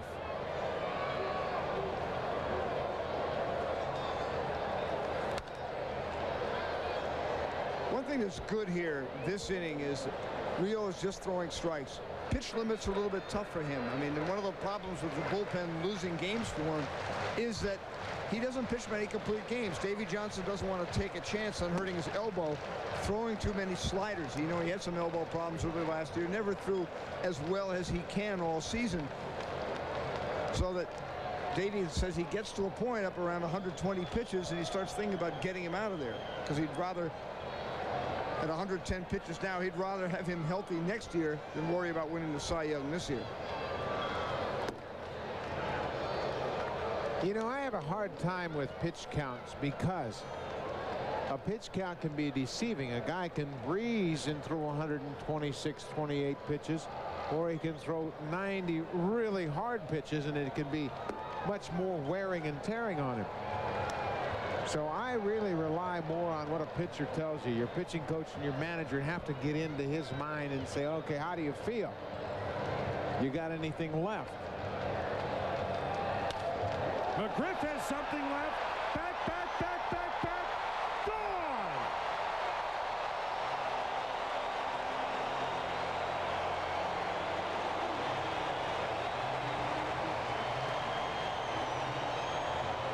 Now, just when the Reds score runs, the Braves come right back.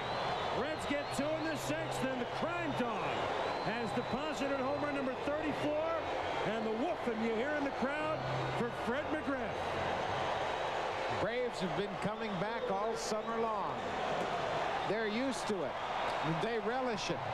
This is another slider, but watch, it doesn't get in. Stays out over the plate. He didn't really finish up on it. It was kind of a backup slider, and McGriff hammers it. Rio had retired 8 straight guys since he walked McGriff in the 3rd inning. He retired everybody till McGriff's turn came up again. You know, the Braves get the run in the 3rd after the Reds score. I mean, it's just so psychological to come right back before the other team feels comfortable with the lead, Buck. There's another thing that Fred McGriff does for this team. Rijo's held them to 1 run. He steps to the plate, hits one out, and now the Braves think, hey, we can get this guy.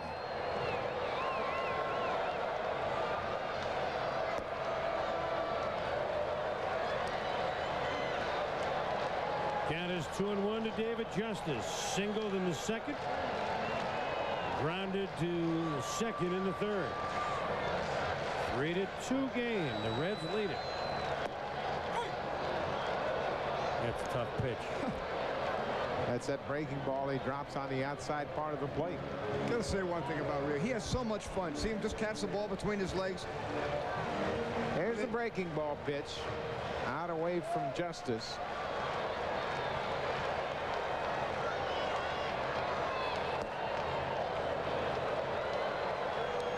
Count is full to Justice. 1 out. Bottom 6. Reds 3. Braves 2. 11th full count for Rijo.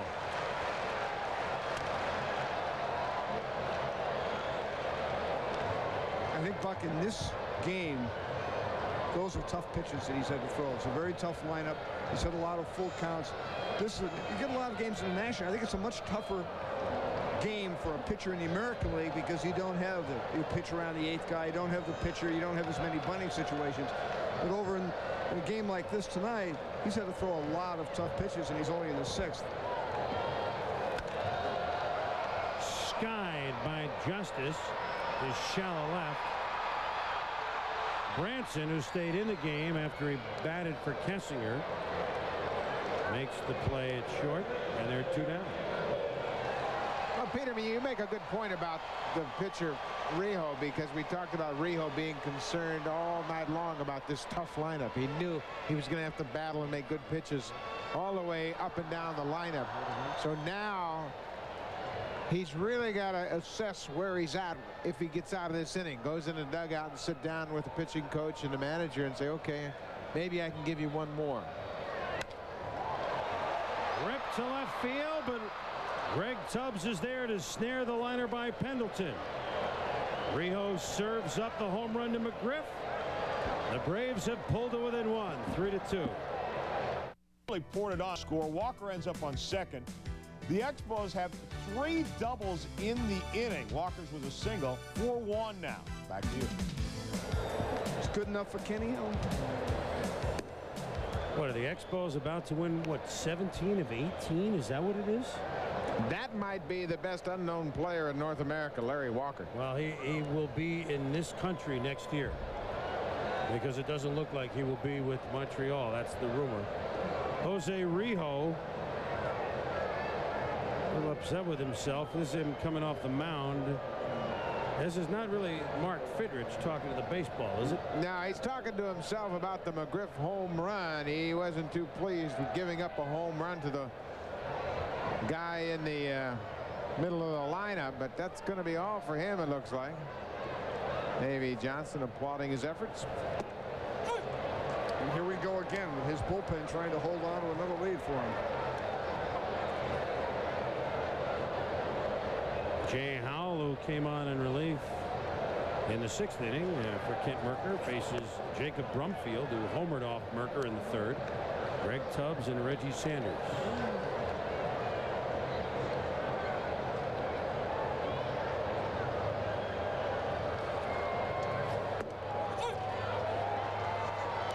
Curveball over the outside corner of the plate for a strike. It's 1-2.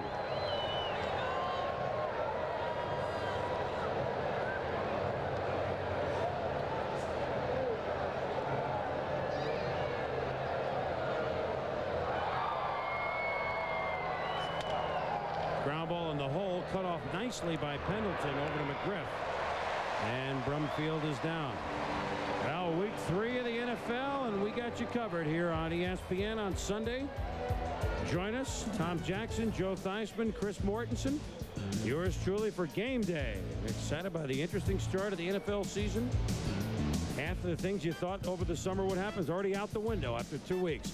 That's noon Eastern time on Sunday, right up till kickoff at 1, and then prime time at 7 Eastern, right up until our Sunday night baseball game. And prime time himself, Deion Sanders, said, you know, I'll be watching because we got the 8 o'clock game.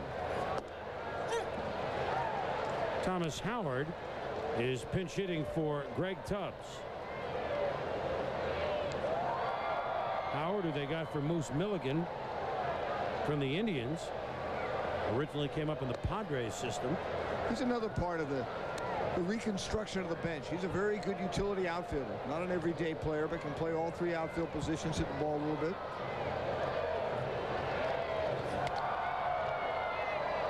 Little looper to Blauser. 2 out. Well, after surrendering his single to the pinch hitter Branson, Jay Howell has retired the next 3 batters, Buck. Well, that's unusual for the kind of season he's had. He's had great success against the first batter he's faced over the year, holding them to a 171 average before Jeff Branson delivered that RBI single as the first batter that Howell faced.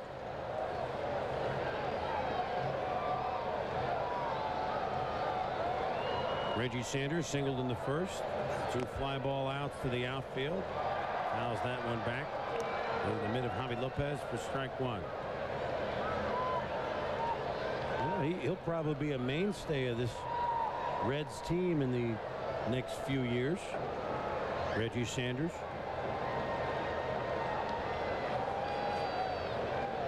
Gives him some speed, some good D. Is it a moth in the shirt there? We had a fox running around the ballpark last night. We have moths flying into guys' uniforms. Yeah, there was a fox out here during batting practice yesterday. Way before most of the 3-4 o'clock. And It was during batting practice, and you could see security guards and ushers chasing him around on the upper deck, and then they realized the animal rights activists might get a little upset about that, so they waited and brought the local right Fox authorities over Patrol here. in. Yes. Which normally is in Buckhead, of course, but they were called out to the stadium in the afternoon, and not often you have to chase a fox. I've seen squirrels, rats, heaven forbid, raccoons. Where was the skunk? In Miami? Well, Yeah. well, they used to have a problem in San Diego with skunks, too. Remember the cat that ran on the field in Seattle? Oh, yeah.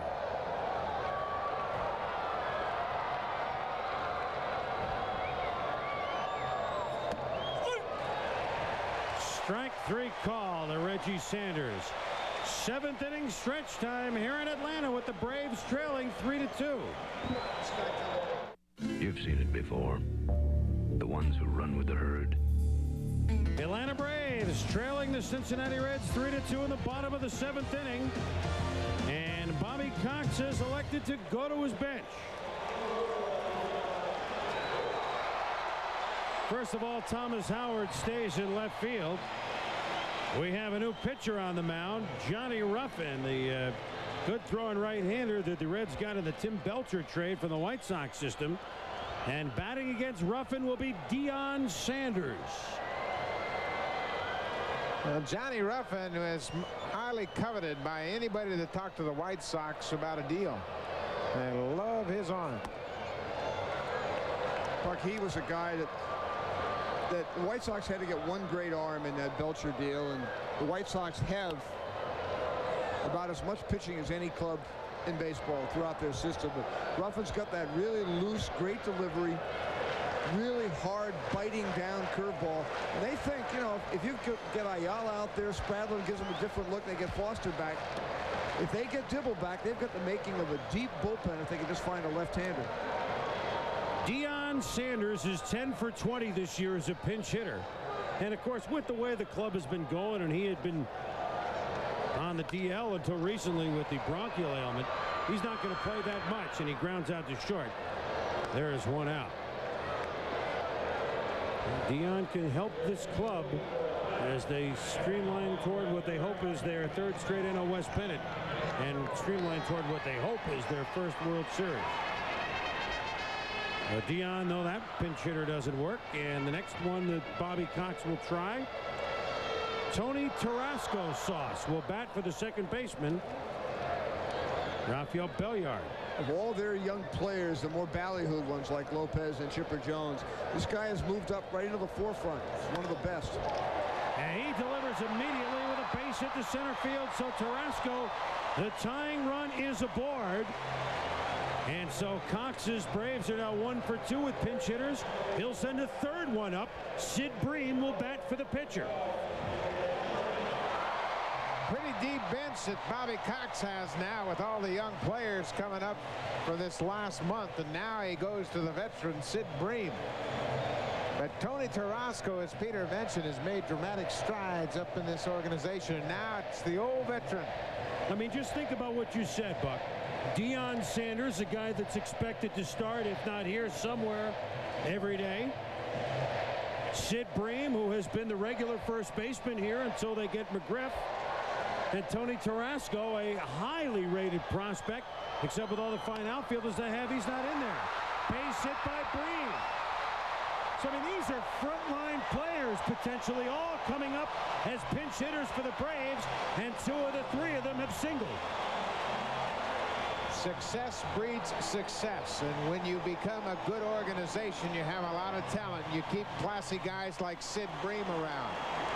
He doesn't get many opportunities since Fred McGriff has come over in the deal, but he delivers 1 pitch, 1 swing, and the 2nd pitch hit of the inning.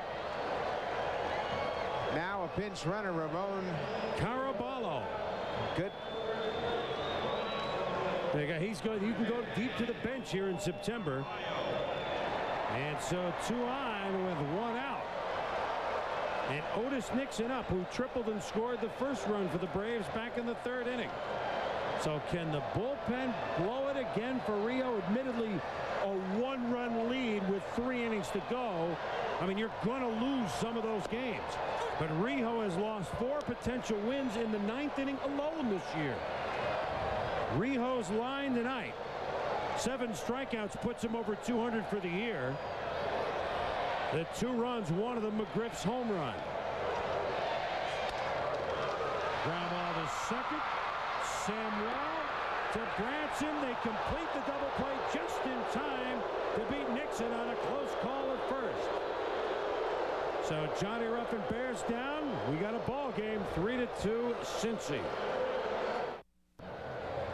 This is his 41st appearance of the season. Has allowed just 30 hits in 43 innings.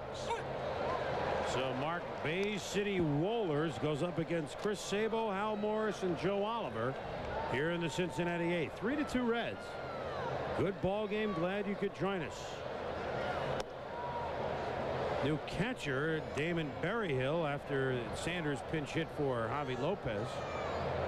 And Ramon Caraballo, the pinch runner for Bream, stays in the game at second base, replacing Belliard. So 3 new Braves out there in the field. There's the youngster Caraballo.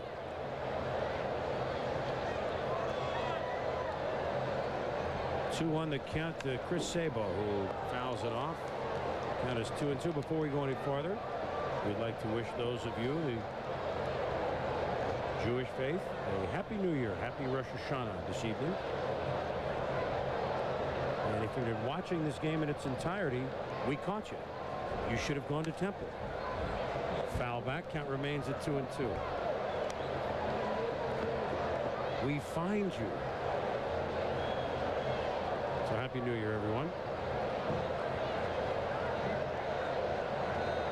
Sabo is 1 for 3 tonight. Singled and scored a bizarre run in the 6th inning when, on a bunt by Morris, the ball was thrown off the glove of Belliard, rolled down the line. Sabo was running to second on the play, just continued going all the way around to score. Chops his foul. Chris Sabo, the oft-injured third baseman. I mean, it's odd to think that, you think about all the injuries we talked about with the Reds. This is his 80th straight game. He was laughing at the cage before. He says, boy, when I'm the Iron Man on this team, there's something really wrong. Yeah, injuries have really played a toll here. He's a panic. And Sabo has drawn a leadoff base on balls. A reminder that the Giants have lost this afternoon to Chicago 3-1. It's a chance for the Braves to pick up another game on the stumbling Giants. But unless they overcome this 3-2 deficit, for a change, some good news in San Francisco. The news being they didn't lose any more ground.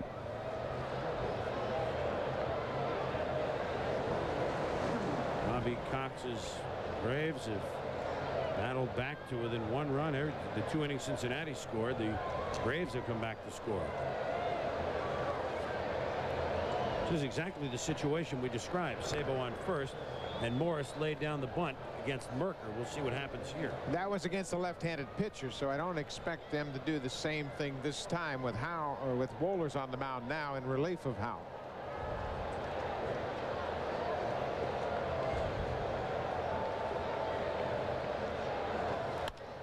Morris, a base hit to left field. Gant up with it. Sabo stops at second base. And with none out, the Reds have a pair of runners aboard.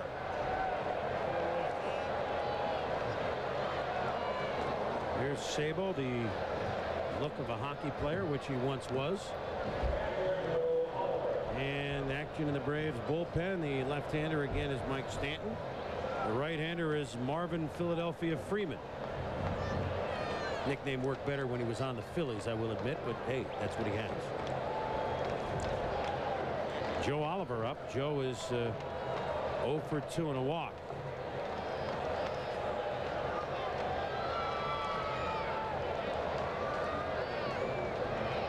It wasn't that long ago that all these Reds were heroes in the World Series. Oliver shows bunt and pulls it back. Of course, Oliver had that big hit off Eckersley in the second inning, extra innings. The chopper over the bag at third base. That game 2 at Cincinnati, and the Reds flew into Oakland leading 2-0. And of course, that was the series in which Rijo was MVP, winning games 1 and 4, giving up 1 earned run in those 2 starts. So that long, I mean, it's 3 years ago. Still a lot of the guys are here from that team.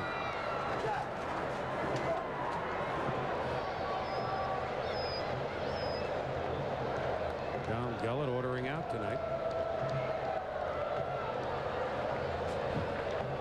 And we'll have action in the Reds bullpen in a moment. A bunt, foul. I mean, sooner or later Reardon will get up. Maybe not quite yet. Then again, maybe right now. New knuckleballer, Jeff Reardon. Yeah, he's trying a little bit of everything right now. Whatever works. You know, in this situation with Oliver at the plate, now with 2 strikes, you don't expect him to try to bunt. You've got to think that the Reds are just hoping that they can stay out of a double play.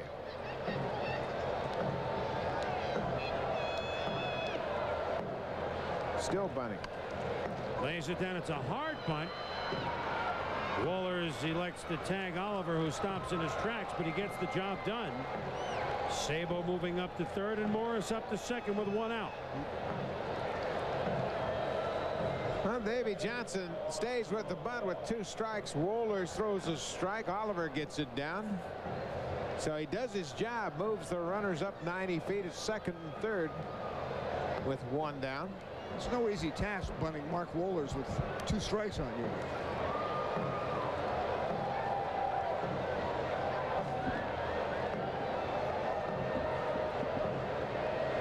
Here's Juan Samuel with a chance to drive in 2. Samuel singled his last time up, and after that they relieved Kent Merker with Jay Howe. Did I hear a drum? Nakahoma back? I don't think so. A homemade Nakahoma set? Samuel singled last time up, but it was on an off-speed pitch. If Wohlers stays hard on him, he should have a chance to retire him here. Samuel, of course, trying to drive it to the outfield, at least to pick up the 1 run. Breaking ball.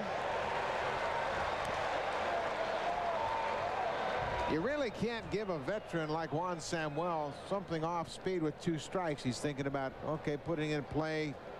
His target area now is right center, and Wohlers has got that good fastball. He's really got to stay aggressive and pound him.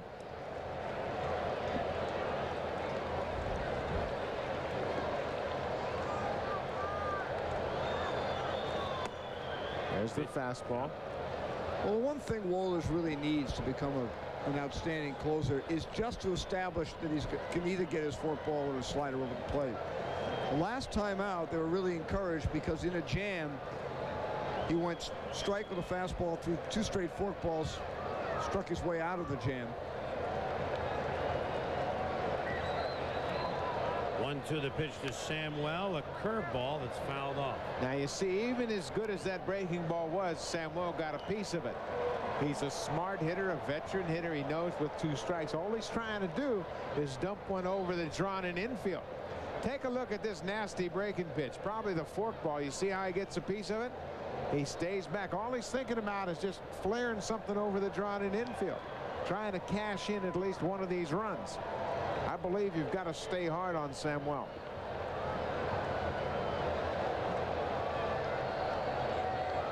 Infield creeping in, pitch up top.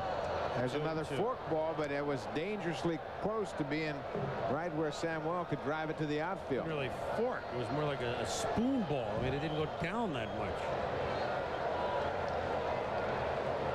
Lauser and Caraballo, the second baseman, see where they're set up, and as soon as the pitch goes to the plate, they're on the infield grass and charging. See the fastball, he just can't get around on it.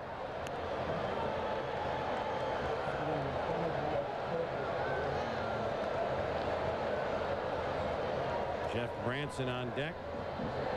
His single last time up. Drove in the 3rd run. Reds lead it here 3-2.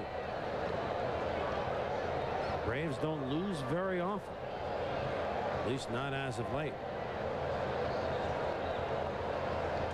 This is one of those rare opportunities. Little chopper, Sabo charging home, and the ball rolls foul, which is really the only thing you can do. And it had the proper English if you're a Braves fan. Yeah, they're lucky it didn't stop in the grass and stay in fair territory, because Samuel would have beaten it out at first base. Sabo would have scored. Take a look at Sabo at third. He reads it immediately and gets a great break off the bag. No play at all on him if that ball stays in fair territory. But we'll do it again. Samuel hanging tough in this at bat, still fighting off that fastball. Count is 2-2. One out. Sabo at third, Morris at second.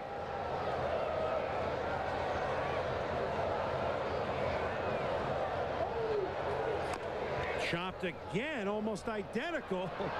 Sabo does some dancing and it goes foul. Pendleton grabs it. Well, they know that play will work if the ball will just stay fair. Samuel's having a pretty good at bat against a tough pitcher, Mark Wohlers. See how he just gets a piece of that pitch. Once again, Sabo breaks down the line, jumps over the ball, but it's in foul ground. Ninth pitch of the at bat about to be delivered by Wohlers.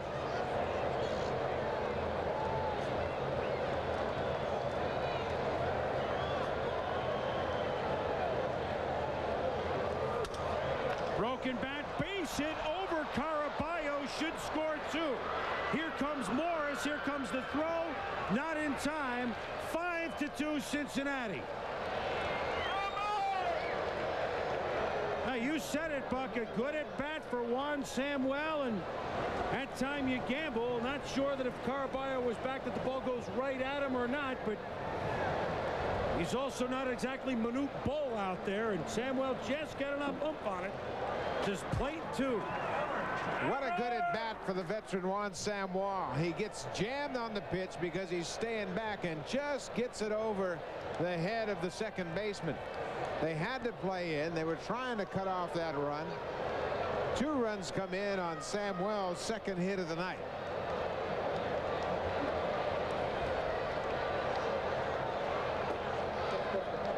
He said that ball was supposed to be down. He wanted the fastball down. Wohlers threw it upstairs and gave up the base hit. Wohlers is out. Stanton is in. The Reds have a 3-run lead. Began the year as the closer. Now he's, I don't know how much the Braves have lost some confidence in him, Peter. Chris, they've lost a lot of confidence in it before he hurt his thumb. I mean, he had 26 saves in his first 40 appearances, and now it's kind of felt. Matter of fact, John Sherholtz admitted he's talked to the Brewers about Jesse Orosco, who's been rumored to be going into the Yankees, the Orioles, or the Blue Jays in the next few days. Now Wohlers is out, having surrendered the 2 runs, responsible for Samuel at first. Stanton trying to keep it a 3-run game. Jeff Branson told you singled in a run. And he pinch hit for Kessinger in the 6th inning. 48,825. They announced the attendance this year in the National League on tickets sold. I mean, there were a few empty seats, not many. If I may issue a complaint here, there are a lot of people that bailed out of this ballpark as soon as Samuel got that hit there. Yep. Nice play by Pendleton to rob Branson of his second base hit of the night. You know, they all missed that nice play. I'm looking around, I see a lot of seats. Pendleton wasn't looking at the seats. His eye was on the ball. A lot of empty seats for a ballpark, which close to the last 60 games are going to be sold out. They will have sold at the season's end tickets for all but about 100,000 seats for the whole season. Those are all the tickets that weren't sold for the year. That's what winning does for you. You can have all the giveaways and all the promotions you want, but put a good product on the field and people will come out. This is Johnny Ruffin, the pitcher, who will obviously bat for himself and came over in the Belcher trade we told you. It was 4 and 5. In AAA this year, first Nashville, then Indianapolis. And chopper Pendleton. Pitcher runs well, doesn't get him. Well, that's probably his first professional hit. And I think it's his first major league hit. Yep. I'm sure he is now 1 for 3, so he gets the ball as a souvenir. We've had a couple of firsts tonight. It's a little chopper down the third base line. Pendleton throws on the run, but Ruffin hustled down the line and gets his first major league hit. Earlier tonight, Keith Kessinger got his first big league hit tonight, and now Johnny Ruffin adds his. I would guess he never batted before he got to the big leagues. Probably right.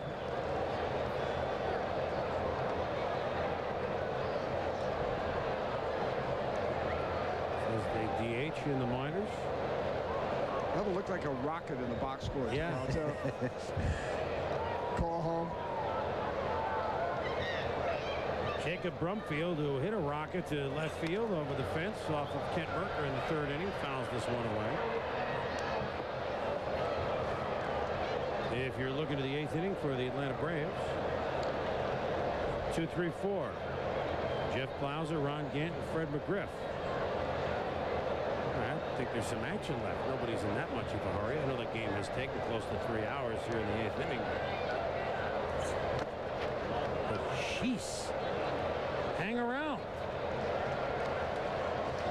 Maybe there are a lot of people that moved here from Anaheim. Yeah, I was going to say, this is Dodger Stadium-esque.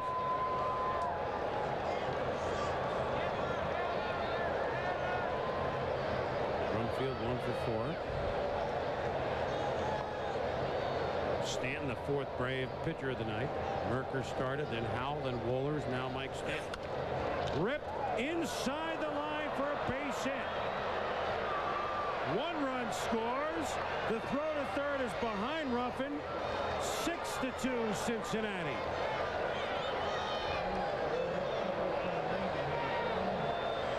So the base hit by Brumfield plates Samuel. And Bobby Cox's bullpen tonight is struggling. Jason Brumfield hooks one inside the bag at third base. Pendleton can't get to it. Samuel off on the pitch. Comes down to score easily. Johnny Ruffin showing a good piece of base when he moves over to third base.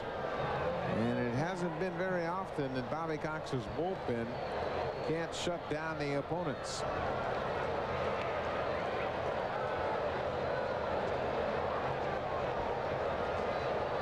Stanton will now try Thomas Howard.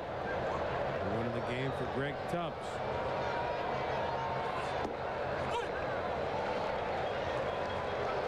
Jim Bowden has taken a lot of heat in Cincinnati.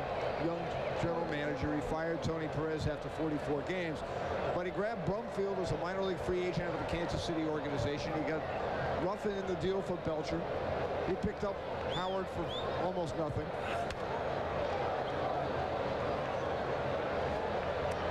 Braves bullpen tonight, 2 1/3 innings pitched.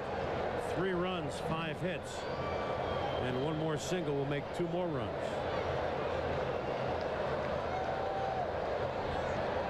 There are some more empty seats around the park.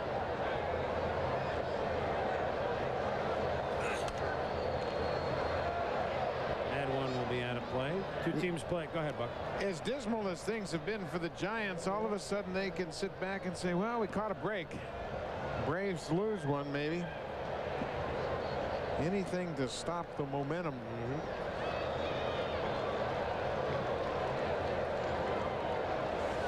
Well, if this stays the way it is, the Braves lead will remain at 2.5, 2 in the loss column. Braves play tomorrow here against the Reds. The Giants idle. Whoa, back bat goes flying into the seats. Pendleton throws it to McGriff. And Howard is gone. Nobody got hit with the bat, which is fortunate. But the Braves got hit with a 3-spot. 6-2 Cincinnati. On batting here in Atlanta, that's the big part of the bat of Thomas Howard. And look at what happened, and the fans don't even see it. They are fortunate. Watch this. They got a batter on deck, never saw it. The fans never saw it, and they're very, very lucky that that thing landed safely in the seats.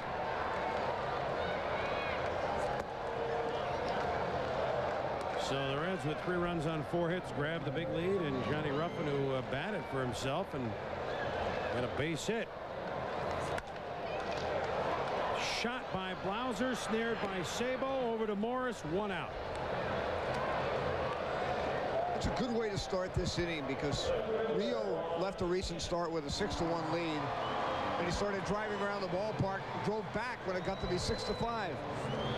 Well, right here, he doesn't have to worry about that play. Once it gets in Chris Sabo's hands, it's a sure out, and he fires across the infield. So all Johnny Ruffin has to do is make sure that he doesn't allow these Braves to get in back into the game by walking a few hitters. Stay aggressive and throw strikes. Ron Gant 1 for 3. 12 RBIs his last 3 games. But it looks like he may pick up none tonight as Samuel handles the ground to second base. Let's ground it over to John. And we'll get you caught up. All right, John, thank you. Base hit by Fred McGriff. So the crime dog has been aboard 3 of the 4 times tonight. Homered, walked, and now singled. He's on with 2 out for David Justice.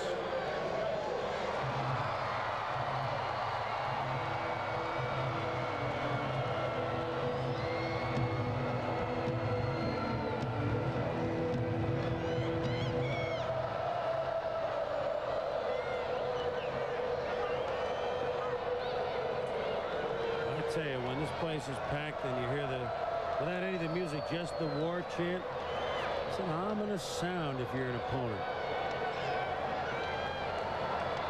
Like the World Series. Ripped by Justice, off the glove of Samuel. Can't recover in time. 2 on with 2 out. Well, here come the Braves again. Never say die. They've had their backs to the wall all year long, and people have counted them out. And now they're down by 4 runs, and some of the fans are going home, but Dave Justice connects another hot shot to the second baseman. This ball goes off Samuel's glove, and by the time he gets to it, Justice is through the bag at first. They call it an error on Samuel.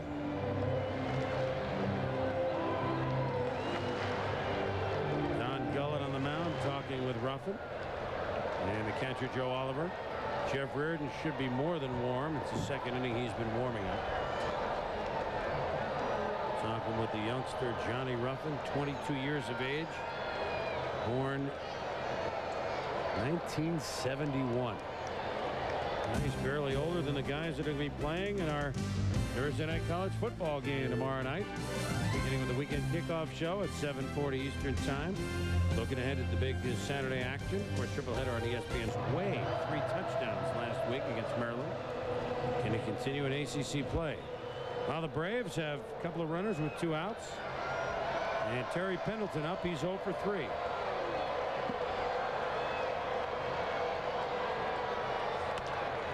Ground ball. Samuel dives. Over to Morris. Boy, Samuel, a busy inning for him. And he delivers, and the Braves strand a pair. We've played 8 here in Atlanta. The Braves trailing since he's 6-2. Inning, Sabo at first, none out. Al Morris bunting against Kent Merker. Merker had time to go to second, didn't. Double pump to first. Throw off the glove of Belliard. Sabo never stopped. By the time Belliard got the ball, Sabo had rounded third, charged home, beat the throw. The Reds led it 2-1, and they have not trailed since. A rare instance, guys, of the Braves kind of not paying attention defensively And one lapse, which really put him behind the 8 ball this evening. And they opened up the door for the Reds in that inning. Pete Smith comes on to work the 9th inning here for Bobby Cox. Yeah, his numbers are down. This is the first time that he has worked since July 24th because of tendonitis in his right shoulder. He was activated on the 1st of September. There's another bat flying. Caraballo makes the play, and Reggie Sanders is out. Let's kick it to John Saunders. All right, John, thank you. One out. Chris Sabo is up. Dykstra or Bonds MVP, guys, or McGriff, or another Brave? Well, justice for the Braves. I think right now, if the season continues this way and the Giants fade, I think Lenny Dykstra's going to win the thing. I mean, 140, 40, 20, 20. It's the guy's one of the great, and 100 runs, 100 RBIs out of the leadoff spot. I like what Dykstra's done. It's hard to forget about what Barry Bonds did for the Giants. He's put up big numbers, and Dave Justice has done the same thing here. Ron Gant. I think we're a ways from seeing this thing decided. Oh, yeah. Exactly. Well, I think it should be Bonds. Even if it continues this way, a team that won 72 last year. Of course, the Phillies won, what, like 70 last year also.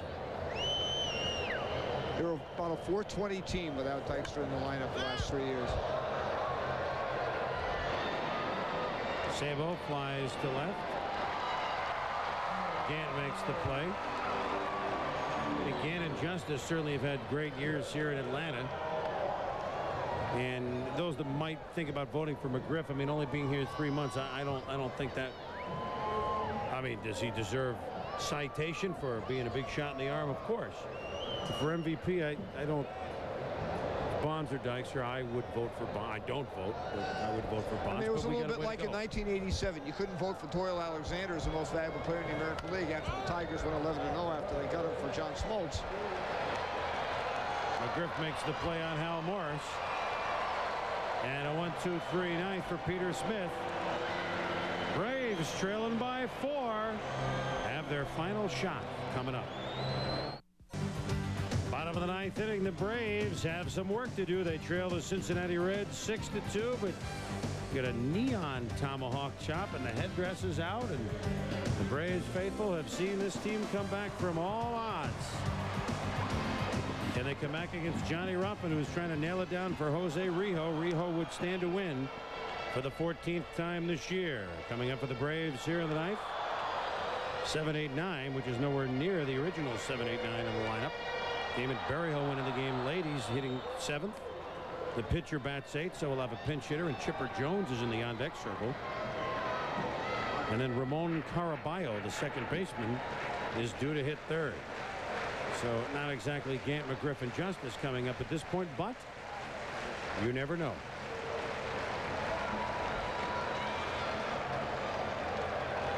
Damon Berryhill had a 3-run homer in Game 1 of the World Series last October against Toronto. Braves won that game 3-1. Ruffin starts him off with a ball. There's the strike. Now, Peter Rijo certainly pitched very well tonight and shows why he, when he's on, can be very dominant. Well, he certainly is one of the 3 or 4 best pitchers in the league. I mean, I think if he could pitch on a staff where there wouldn't be quite as much weight on him, it'd be very important. It's been a fine night for the Braves because they don't expect to win a lot with their 5th starter. They were able to give Maddox rest. They got their 4 starters right in line for that last tough road trip, which they make, in which they go to Montreal and Philadelphia. Keep those 4 starters in gear the rest of the way. And it could be that those 4 starters pitch all the rest of their games. If they lose, they don't lose any ground. In those 2 towns, they're 3-3 in the 6 games they've played there this year. Hit pretty well to left field. A long run for Howard. And it's off the base of the wall. Berryhill into second base, so hold the phone. The Braves have their leadoff man on in the 9th. Damon Berryhill with a double.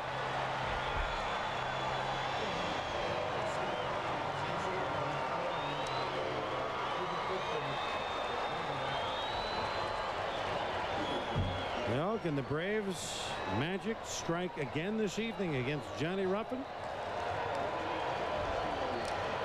Baseball tonight coming up immediately after the game. Chris Myers hosting from the studio. More from Peter Gammons here in Atlanta. If they get back into this ball game tonight, it's going to be with the 1994 Braves.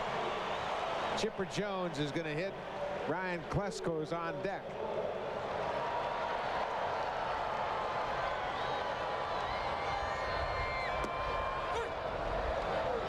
You talk about people who just walk on a field and look like players. Chipper Jones is one of those guys who has such presence. So the pinch runner Pacoda, Bill Veal Pacoda, running for Berryhill. Chipper Jones, what, player of the year at the AAA? Well, all-star team at Richmond. It was a tremendous year in Double and AAA, both in the Eastern and International leagues. But he's a shortstop with range, power, but he's such a great athlete. They already have Blauser. He can play anywhere. He might play some second, third, center field next year. He'll sit down there. A nasty pitch by Ruffin, and there's one out. And his breaking ball down and in to Chipper Jones. He swings over the top of it. Now we're going to see another of the great Braves farm hands in Ryan Klesko, who's going to pinch hit. They had him playing left field in Richmond when he went back, which he said went pretty well. He's going to be going to the instructional league to work on it, but there's only one problem. It's Fred McGriff over at first base, and Mr. Gant isn't too bad in left field either. No. Klesko, 22 home runs, 74 RBIs this year in Richmond. By the way, Chipper Jones at 325 in Richmond. So you can see what kind of years they had down on the farm. Count is 2-0. Otis Nixon on deck. Pacoda, the pinch runner at second base. 6-2 Cincinnati. Ripped by Klesko. Back. Gone!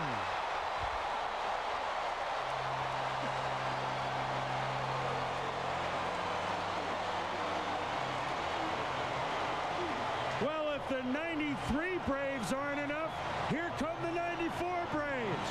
Klesko's second home run of the year, and it's a 6-4 game. You got to be kidding me.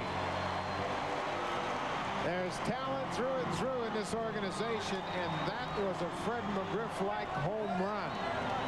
That was a two-backer. Yeah, that was a no-doubter. What a bullet. Take a look at this swing. You don't think that's a power hitter's swing? Deep up into the seats in right on a line.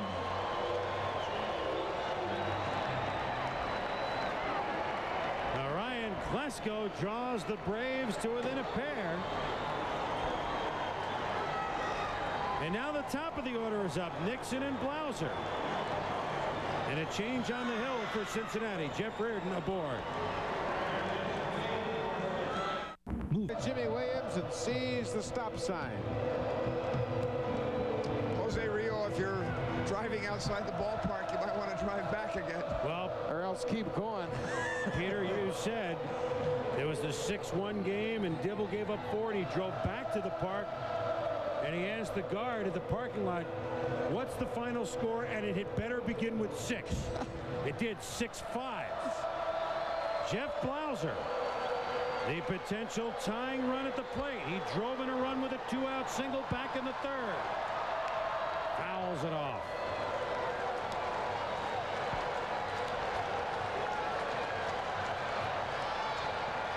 Rob Dibble throwing in the bullpen.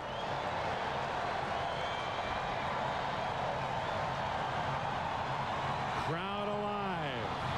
There's Double Dibble. A little pool cue shot that's foul wide of first base coach Pat O.K. Corrales.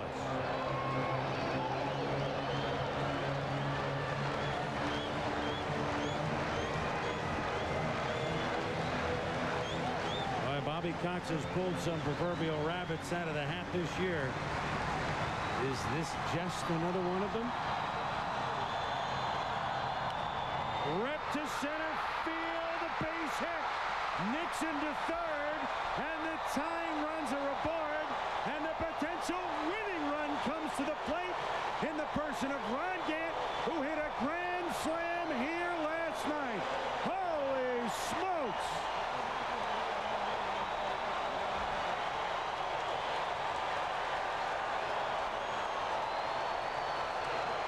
Davey Johnson looks shell-shocked.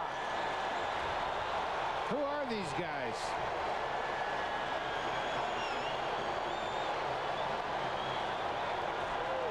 Reardon didn't work. Will try Dibble. Heat against heat in a moment. All-Pro quarterback. We'd like to welcome those of you that have watched the Red Sox and the Orioles. Good game up in Boston, and we have one here. The Braves down 6-2 in the ninth inning. Have scored twice. They have runners on the corner.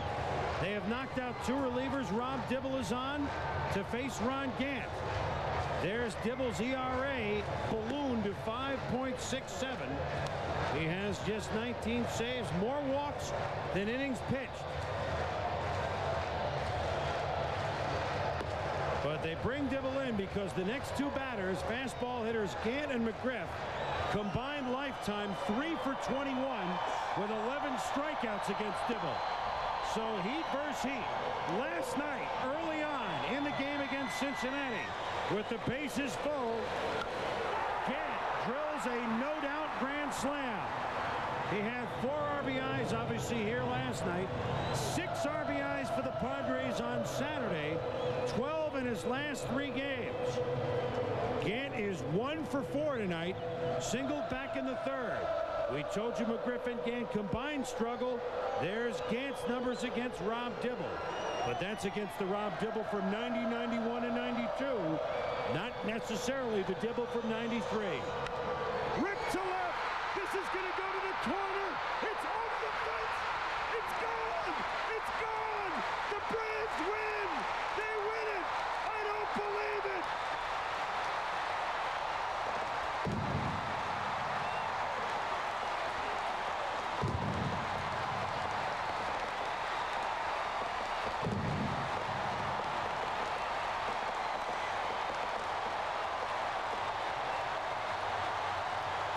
If there was ever any doubt which direction the Atlanta Braves are headed in here in August and September and October, Ron Gant just answered the question.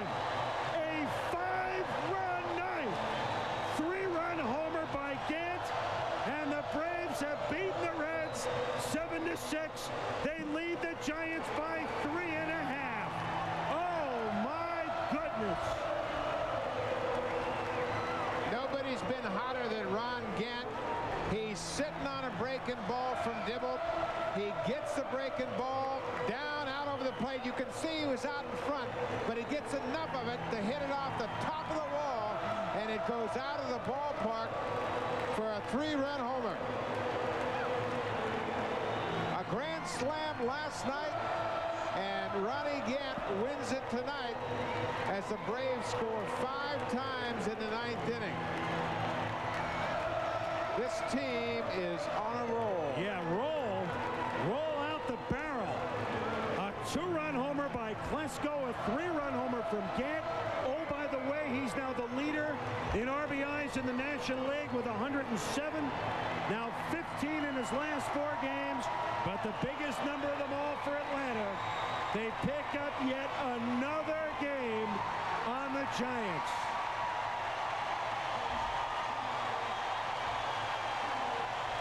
If this is just a prelude for what's to come next month for the Braves, bring it on. We have had some ball games in this yard, have we not? Baseball tonight is next. They're going to have to go some to top this. For Peter Gammons and Buck Martinez, I'm Chris Berman. Oh, Atlanta, 7-6 Braves.